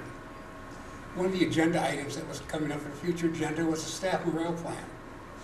And it was voted against bringing it to the board and putting it on the agenda. What a farce. What are you saying to the people that want to become teachers here? You're telling them that Stevens Point may be a great place to live, it may be a great place to work, it may be a great place to stay. But whatever you do, don't come here, because we're not going to support you. And until you get that done, you're not going to attract people, you're not going to retain people. Next, Jeff Presley. Not surprisingly, the first thing I wrote, treat with dignity and respect. That's important. We need to be fair to our employees, offer competitive wage. Those are two things that the board is struggling right now, I think in certain areas, but in other areas we're trying to move forward. With a strong board, I would agree that we can make those goals happen. We already do have a strong relationship with UWSP. We do get a lot of people from UWSP in our school system. They do a lot of internships already. Staff morale plan. Why was it an item for the board? Because it's important. I support staff morale because, you know what? My kids are in the schools every day. I want a happy teacher teaching my kids because it rolls downhill. It really does, and I'm at the bottom of the hill. If my kids aren't happy, I'm not happy. So we need to get there. Next. Can I ask you to just repeat it one more time? Of course. Christina Scott, what would you do to attract and retain qualified employees? Why should a starting teacher plan on a career here? I think we have one of the best school districts in the state, and I think that there are a lot of people in the state who know that. I think if you look at the number of people who want to work in our district, you would be surprised. I know that there are a lot of, I guess, unhappy and perhaps scared people because of a lot of things that have gone on. And I would like to really say, as a mother of a teacher who's working in an inter-school alternative high in Milwaukee, teaching is one of the greatest things in the world, and I think this is one of the greatest districts in the world, and our staff is amazing. And I know that people who talk to our staff want to teach in this district.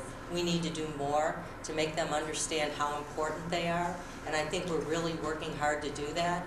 But I just can't imagine being on a board for 12 years. This is like a family to me, and it's because of the staff here. And I know there are a lot of things going on, but this is a great district, and any teacher would be proud to work here. Next, Trish Baker. I have to say, on December 31st, I gathered my staff up and we talked about some of the good things that had happened the year, accomplishments. And the number one thing for me was that there was no turnover in my office. I've got 13 employees up in the courthouse, and there was no turnover at all. And that retention is so important. So I've been out talking to a lot of teachers over the past 6 weeks. And the one thing that seems to come up again and again is that the younger teachers in the district, the teachers that are 7 years and less in the district, are contemplating leaving in droves. And it has to do with many, many factors that have already been identified. Money, respect, how they're treated by the administration, trust with the administration. There's a variety of factors. We need, as a board, we need to address these things, and we need to address them very, very soon to retain these teachers that have 5, 6, 7 years of experience. We're going to keep the older teachers. They're going to stay because of the WRS benefits. But when it comes to the younger teachers, we're on the border of a crisis of having just droves of teachers leaving in the next year, and I'm worried about that. Thank you. Next, Terry Fink. I think, like I said, the board needs to ensure anybody coming to look in that they'll be able to see that the board can make the decisions, that they're, like I said, that they're treated with respect, with dignity, that they're treated. This is the way I am in my life. I treat people the way I would want to be treated, and I think that's what we need to do as a board. We don't. And as in the community, we sometimes think that the teachers make too much or they have too good of benefits. But we have to go think back and look and see what would we want if we were in their same position. We entrust our kids every day to these people, and we have to respect that they want to be like I said, treated with respect and dignity just like we do. So, thank you. The next question is also a 1-minute question, and we're going to start with you, Alex Kokonowski. It's Kochanowski if you're really Polish. It means one who loves. Appropriate. Let's get him on green. How do you understand the working relationship between the school board and the superintendent? Do you feel that the current superintendent be not renewed as per no confidence votes via the teacher unions? First off, I believe that every individual has the ability to change. I don't know if that's the case here. I've changed in many ways and circumstances, but there was a lot of dramatic things that happened in my life that caused me to change, and a lot of things that drove me to make the right, good decisions that I'm trying to do now today. As far as where we stand dealing with the superintendent, I would pose the question that my wife poses to individuals about our children. If you love our children, you're all right by me. Well, I don't know if that's there again. Is there that love for the community, for the children? The other side of that, if he, Mr. Dr. Winiger, is no longer a part of the school system as superintendent, is he going to remain in our community? That would be a wonderful thing to know. And if so, would he decide to run for school board?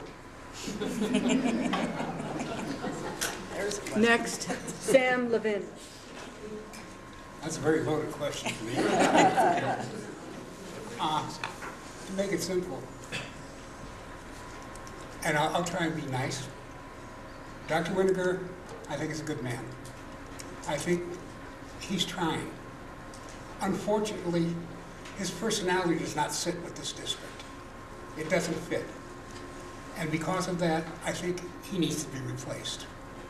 And he needs to be replaced not by somebody we go out and hire, pay money to have a search committee for. He needs to be replaced by somebody coming up from the district, coming up from the ranks, somebody who's been here, somebody who lives here, somebody who knows the district. And it's up to the school board who sets the policies that the superintendent goes out and does to let the superintendent know what his job is and what it isn't. But if I was on the board and I had to vote today, like I said at We Are Central Wisconsin, I'd be the first one in this house in the morning to help him back. Next, Jeff Presley. It's a good question. It's a very loaded question. I'll give you that. I believe that whatever board decides it, that's the responsibility of the board to decide whether or not to renew or non-renew. That's coming up in June, and they start in June, July to do his review. Would I non-renew him? I would decide that in June or July, okay? Because it is the responsibility of the board to be fair and to complete his evaluation and to collect all the information that they need to do to make that decision. To say right now of whether or not I would do it is not fairness, because I am only one person. A board of 9 decides that, not just one person. So if you want to ask 9 people that question and they're sitting at the board, then you'll get your answer. Next, Christina Scott. Joe, I'm going to ask you to ask again. Of course. How do you understand the, did you say you wanted the question read again? Did I hear you? Sorry. How do you understand the working relationship between the school board and the superintendent?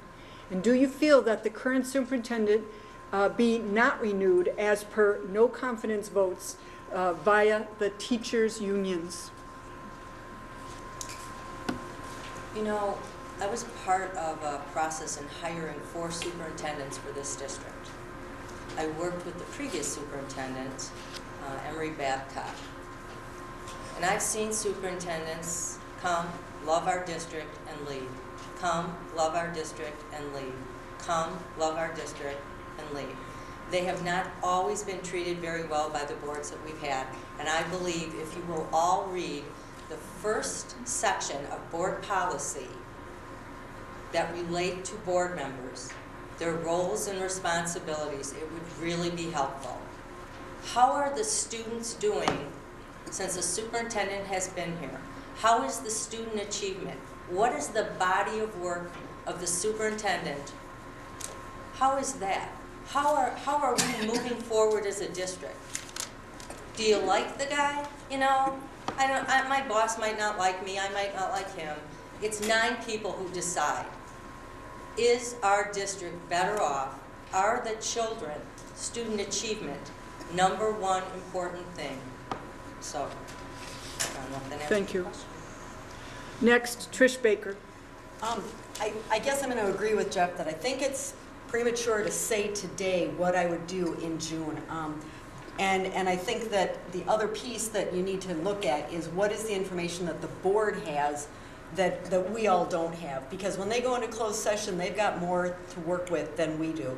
But that having been said, what really concerns me in the district right now is this level of contentiousness, this level of divisiveness, and this level of animosity that people have. You're either pro-Wenninger or anti-Wenninger. Everybody is that way. And I feel like we may have gone over the ridge. You know, we might have already gone over the falls. The die might be cast. And I think that it might be too far gone to repair. I don't know. I mean, we don't have to make that decision till June. And there's a lot more information to get. But this level of divisiveness and contentiousness is so past, so large, that we're losing our goal of student achievement, and we're focusing on nothing but this one issue regarding Dr. Wenninger. Thank you. Terry Fink. Like Trish said, most of you sitting up here do not have all the information. We only can see what we see. But when you get your teachers who deal with the students, whose achievement is based on their work, the student's achievement is not being achieved because Dr. Wenninger is diseducated. It's based on the teachers working with them on a daily basis, or the staff working on it on a daily basis. So to say that, you know, student achievement is still up, so we should keep him, that's not, you can't look at it that way. Based on what I know at this point, like I said, and I do not know everything, I would not be able to vote to renew him. I would do a non-renewal, and it's only based on what I can see from the outside. I think he has alienated a lot of people in the district, where you said you have the people that are pro or against, and just because of that alienation, I think we need to find somebody who has a vested interest in the district, who, like I said, is vested in what happens with us, and isn't going to just leave us after 5 years and go on their way. So, thank you. Patricia Hetzel. As everyone said, that's a loaded question. I'm not on the board, but I have a set of ears and I have a set of eyes. And I'm in the strangest places at the strangest times. And I watch people go. I watched a man the other night be told, "Don't you ever." Guess who the "don't you ever" was? Now, if he's doing that when he doesn't think people are watching, is he going to do that to a teacher in a side room?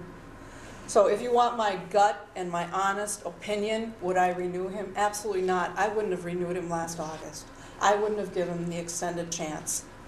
Look at his past. He wasn't the person recommended to the board, yet when the board made the decision to hire him, somehow he came to the top, and he wasn't even there when it was made to the board. So public, be aware of what's going on. The next question is going to start with Sam Levin. How do you propose to restore the board's reputation and reassure the public that it can function? Well, I have said all along that the board needs more public participation. I want to see a board with 9 different viewpoints. I think that's important. And I want to see a board that can sit there and talk to each other and listen to each other. And that's one of the skills I have. I can talk, as many of you know already, but I can also listen. And I want to hear everybody's viewpoint. And then when we get together and you make a vote, you go on from there. That's the important thing.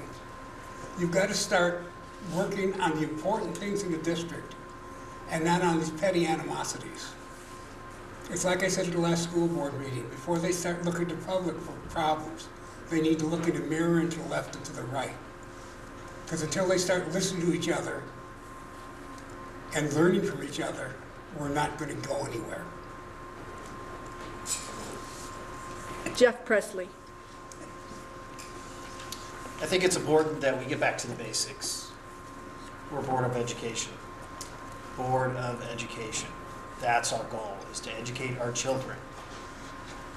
Sam and Reed, don't always agree with them, but you know what? Sometimes they do bring up valid points that we need to look and listen from our constituents. They pay taxes just like the rest of us. They may have valid points that we need to take into consideration. Trying to squelch their input into the board, not acceptable. We're a public board. We want public opinion. How do we restore the board's reputation? You got an election coming up. Pick the right people. Again, I hope I'm one of them, but you have 8 people to choose from. Do your homework. Pick the right people that you think are going to represent your ideas, and let's build a good board. Christina Scott. Would you ask the question? Of course. I'm sorry. I'm listening so hardly to these. How do you propose to restore the board's reputation and reassure the public that it can function? I'm pretty sure I was the first board member to say that we had a dysfunctional board. I'm very sure. I don't think you people realize that the board's reputation in the state is about as low as it could possibly be. It's terrible. I've always been so proud, and now I realize I'm proud of doing the work that needs to be done on the board.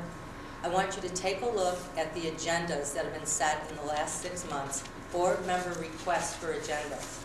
Anything about student achievement, anything about moving forward in our schools, board members are putting requests in, and there isn't anything there. I've had parents say, well, why aren't you talking about student achievement? Why aren't you talking about education? It's not there. We set policy, we hire a superintendent, we pass a balanced budget, we give a vision to the professionals who come in here and say, here's what we want our schools to look like. Here's what we want our children to have. You need to tell us the best way to do it as a professional educator and help our people do it.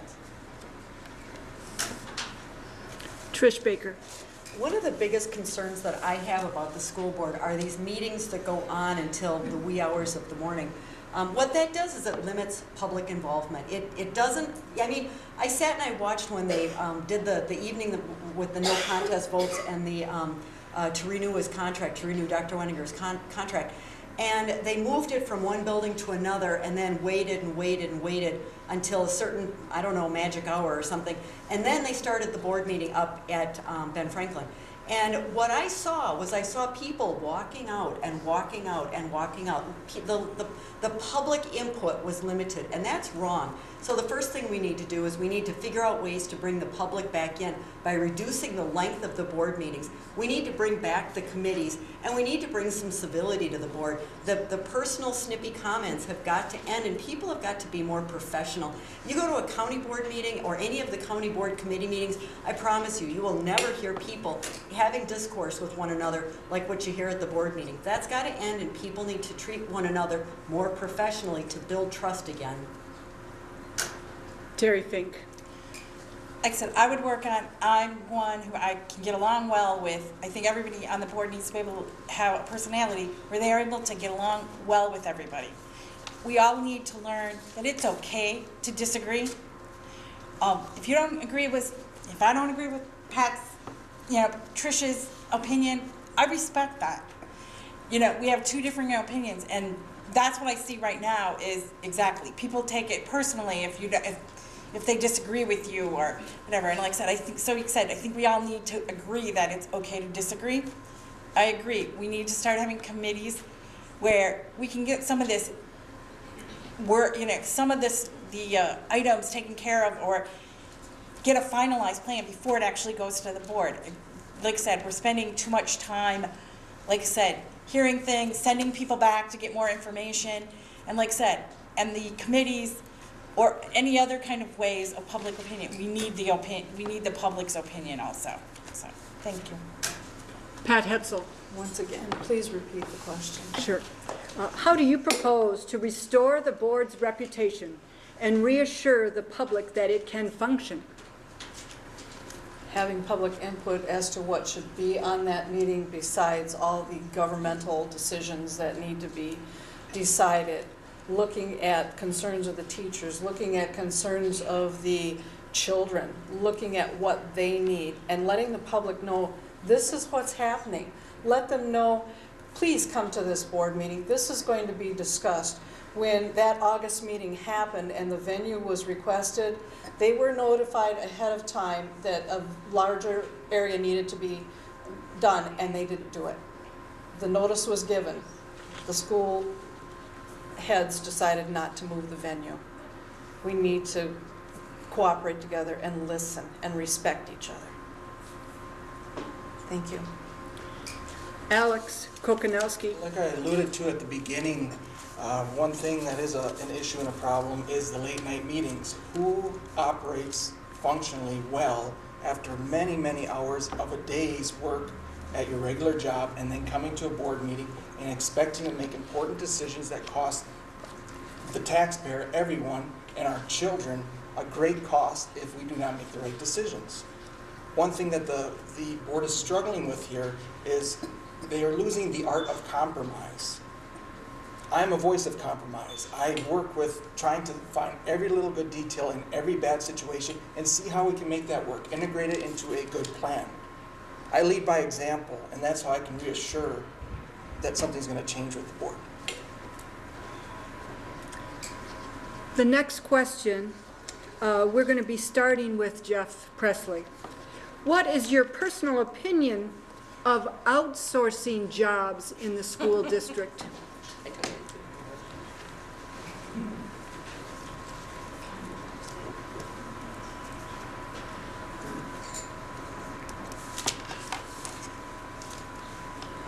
I'm assuming we're talking probably whoever wrote this question about the custodial role that's coming up. I think it's important that we look at all factors when we make the decision to outsource anything. How does it affect our children? What is the impact on their environment? Case in point, the question of custodian. I got probably a dozen emails in the last 2 days on that issue, that there is a lot of concern within our community about outsourcing that particular entity in our district because they're in our schools at late night, so are our kids. So we need to take a serious look at that, and maybe it's not the right decision in outsourcing it. Personal opinion, I'm not allowed a personal opinion. I'm a public servant, and that needs, whatever my opinion is, needs to serve our students. Christina Scott. And I would ditto what Jeff said, and I do think that we need to get all the information and find out what really serves our students, our parents, our staff, and our schools the best. I know years ago, when we didn't have some of the contracted employees that we had now, there was a reason, and part of the reason was we couldn't move custodians from school to school, and we needed someone here for 2 hours or there for 3 hours, and it began to work that way, and the monies were better in that. I would say that I've been a temporary employee over the years in different places, and I did take ownership of my job. It was my company wherever I was, so I wouldn't say that all people who do this are just fly-by-nights and that. I think you have to have all the information and then come together with the community and say, are we best served by this? I don't think it's 100% this or 100% that. I think you just need to get all the information and find out what best serves students, parents, the schools, and the district, and the community. Trish Baker. I have to say, you know, the real issue is student achievement. If you can find a way to outsource something in the school district that will improve student achievement, you can demonstrate that ahead of time, I would say outsource away. But the reality is that in government work, that's rarely the case. I'll give you an example. It has to do with the custodians again. I used to work in the City Hall up in Wausau, in the municipal court, and they had outsourced their cleaning to a private company. One day we found a number of photographs stolen. They had been removed. We found out later that one of the custodians was a sex offender that had been released from prison, and he was working as a custodian, and he had stolen all these pictures of everyone's children. I mean, it was horrifying. In government, outsourcing sometimes isn't the right thing to do for a lot of different reasons. So it really depends on the situation, and it depends on, does it answer the question positively? Will it help student achievement? Terry Fink. Look, I agree with, I do agree with Trish that you have to look at the situation, and there is, in one way, there is plenty of unemployed, qualified people that would love to be a custodian, or, you know, a secretary. We're thinking custodian, but there's other type of jobs that can be contracted. We have qualified people. We have people that in the community that would be willing to do them. I can see using contracted on a temporary basis. Somebody is going to be gone, like a custodian that would be, you know, had to have surgery, or those kind of examples where we would use a service that we know that they would be going through the same background and the same sort of qualifications would have to be before, that they would have to have a regular employee, they would have to be a temporary. And that's where I would really see it. Use it on a temporary basis, and hire other people for the normal jobs. So, thank you. Pat Hetzel. Outsourcing, and if you're referring to custodians, why do we pay a company $110,000 in December, $99,000 in January, to a company who is in Minnesota, is not in Wisconsin? Those are our tax dollars going to a company. They're not paying those folks that are working that type of money, but they're collecting what the custodians would make. So am I in favor? No.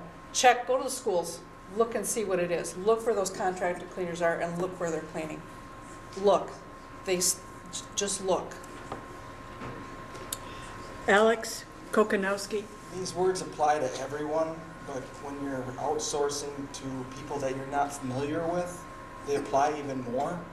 Trust, accountability, integrity. The quality of the work that we are expecting and needing from any employee in the school district needs to reflect the ability that they can complete it with those three things. One way, if we're again talking about the custodial staff, we need solutions. A possible solution is to, inside of our system, create a apprenticeship type program where we are having new people that are maybe going to transition into full-time custodians, start out doing the cleaning jobs, see how they are, evaluate them, keep them at the wage that the school district can work with, and have a vast pool of employees to choose from that way. Again, that kind of ties into internships. We need to stay in this community and keep looking for solutions in the community. Sam Levin. Everybody knows that I'm against outsourcing. When it comes to custodians, it's a very, very sore point when it comes to me. I remember many years ago when Betty Lang was superintendent. I came to a school board meeting, I think it was a P.J. Jacobs, if I remember right. And I brought her some pictures. It showed, back then it was Marsden, now it's Clean Power, a Marsden employee pretending to hold a gun and shoot one of our custodians as they walked by. We wouldn't tolerate that from a student doing it to another student. But the only reply I got from management was, where did you get the pictures? Who sent them to you? Not, we need to look into this, we need to fix it. When it came to broken equipment because Marston employees were taking a backpack wet vacuums out the Doris Spash and vacuuming up the snow rather than push a shovel, nothing was done. We're not saving any money, we're spending money.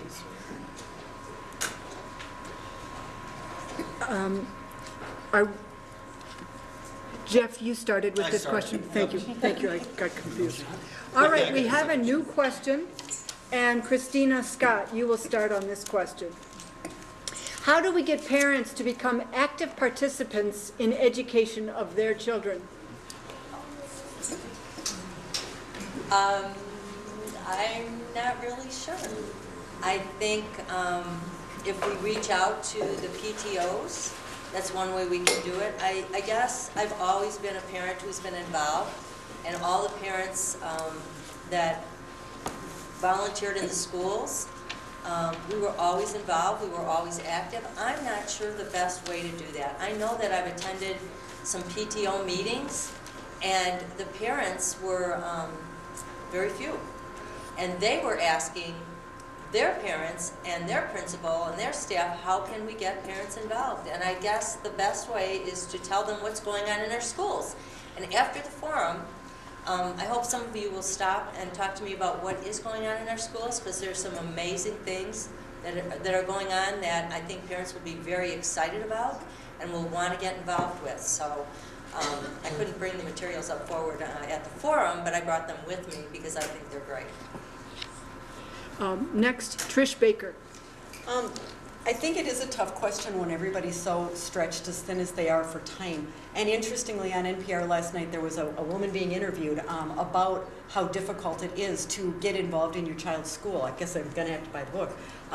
Anyway, but I really think that the key is connecting with parents in doing innovative things with your kids, doing things with the kids that get them excited, which comes back again to student achievement and having excellent, happy teachers. If you are doing innovative, challenging things with your kids, I promise you the teachers, the parents will want to get involved. The parents will come to the schools. They'll be asking questions. Wow, what did you do with my kid today? You know, tell me about this project. Why are you doing this? And that's kind of an overall theme for our school district. We need to be doing more innovative, challenging things that are out of the box sorts of thinking. We need to be fostering those things, and I think that when we get into those, getting into some new and different ways of teaching, we will pull the parents in because they'll be asking questions about it. Terry Fink. Like I said, that is one thing. Most parents don't have enough time in the day. Just getting them more involved, trying to strive for them to, I don't know if we're going to get them involved in actual school, but involved in their education, where they're making sure they're helping hold their students accountable, their child accountable for what they're doing, is working towards that. And like I said, at that point, then they'll get excited. If they get their child excited about school, they'll get excited. Child comes home and is all excited about what they do, they're going to go find out, you know, what did you find, what did you learn today, or what is your project? It's like I said, we just have to remember that we're not going to get everybody involved because people don't have the time. So, thank you. Pat Hetzel. Could you repeat the question, Sure. please?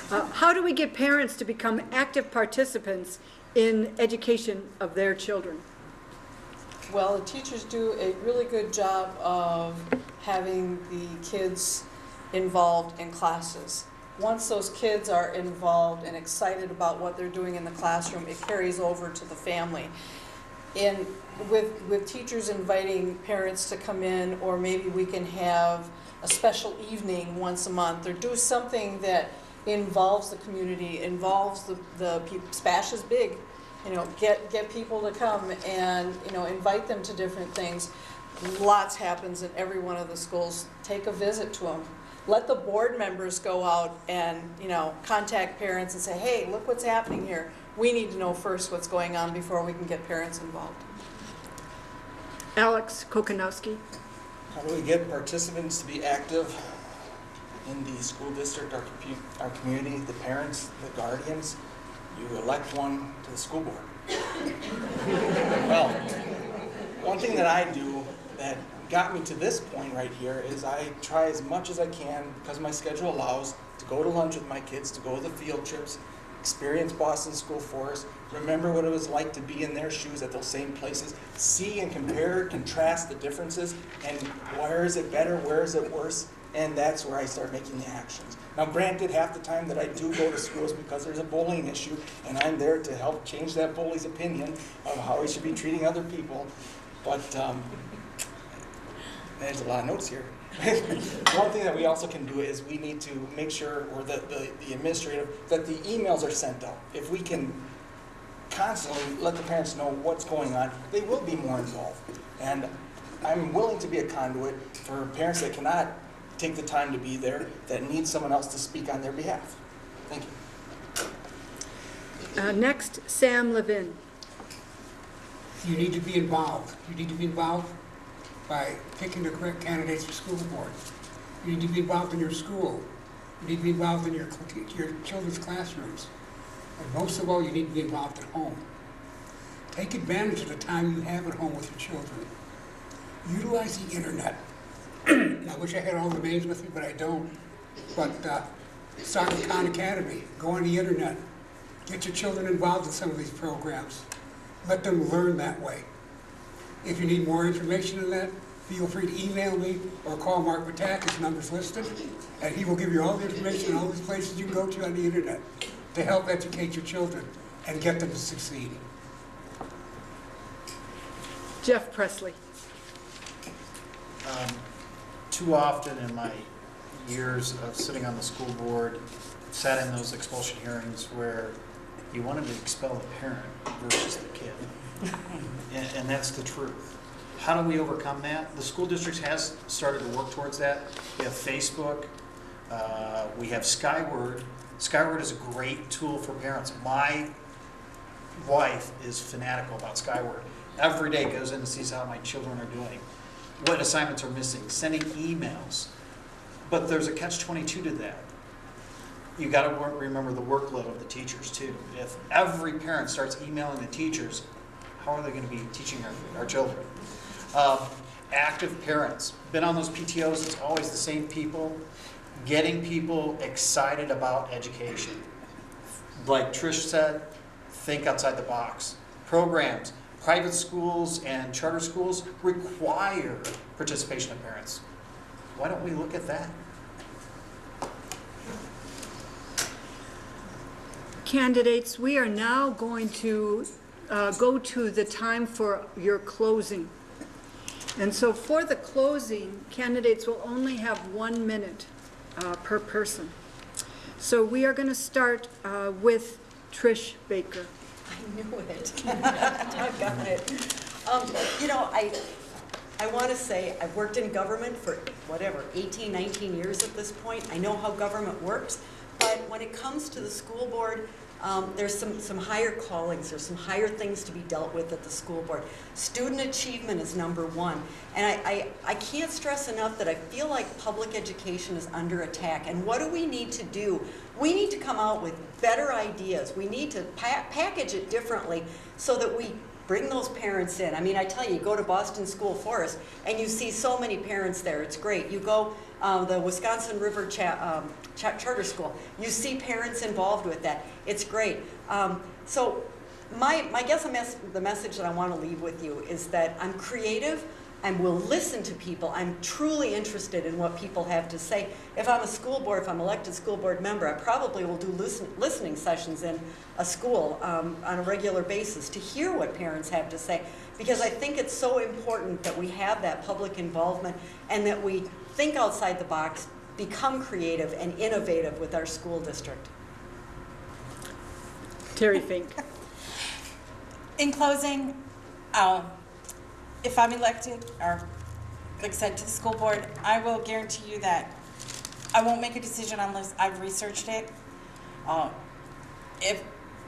If all the information is there and I can make a decision, I'll make it. Otherwise, I will ask for information. I'll make it so that they're fiscally sound. I'll make it, while also looking that it's actually making sure it's being done for the best interest of our students and the people that work with them on a daily basis.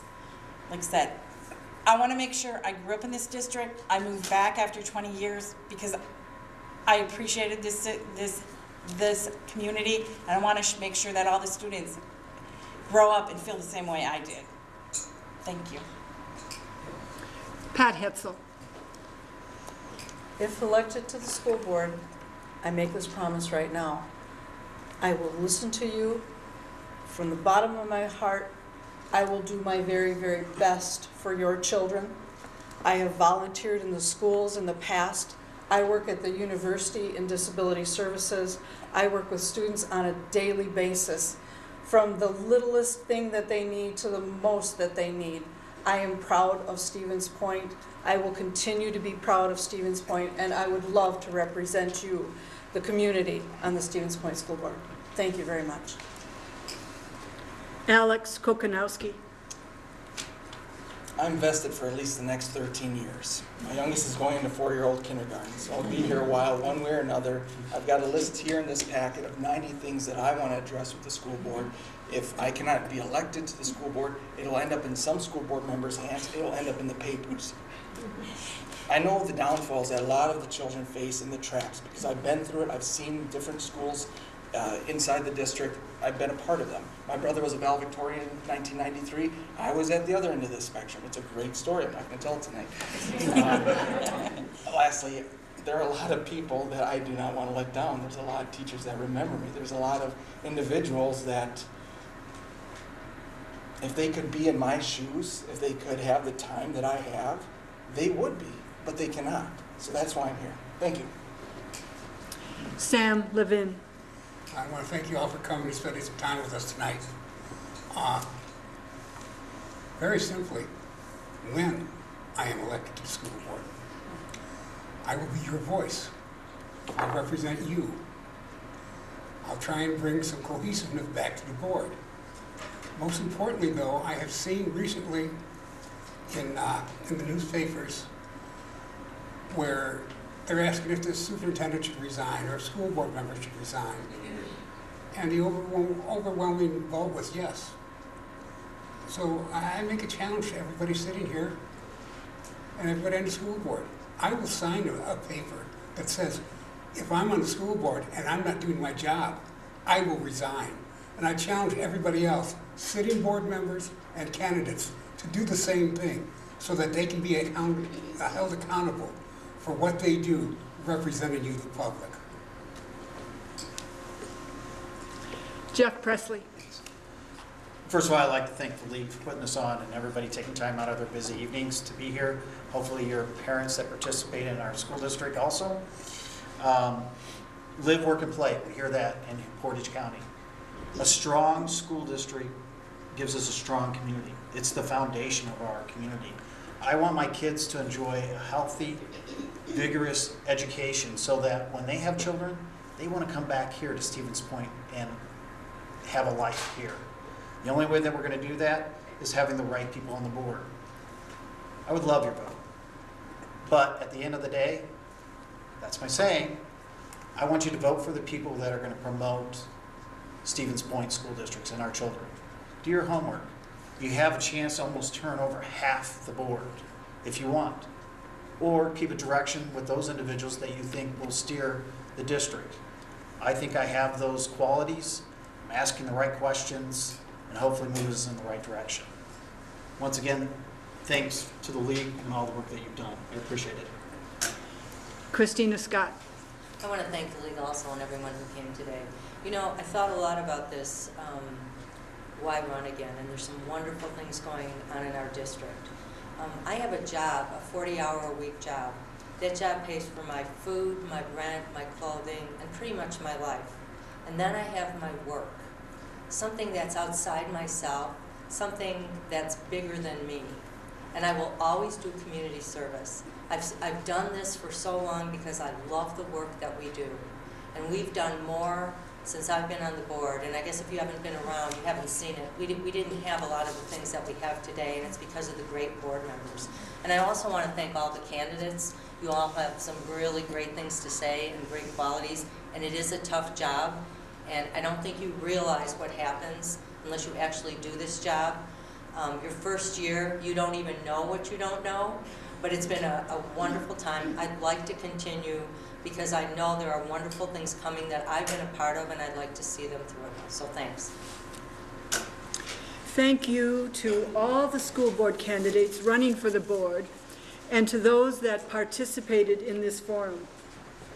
The League would like to thank the Stevens Point Journal, the Portage County Gazette, and the online City Times for publishing the candidates' responses to League questions. We also send them to the Pointer, so let me know if they get in there. We also wish to thank League members for their help and the videographer from Community TV for their work. Please remember to vote on April 1st, 2014. Thank you.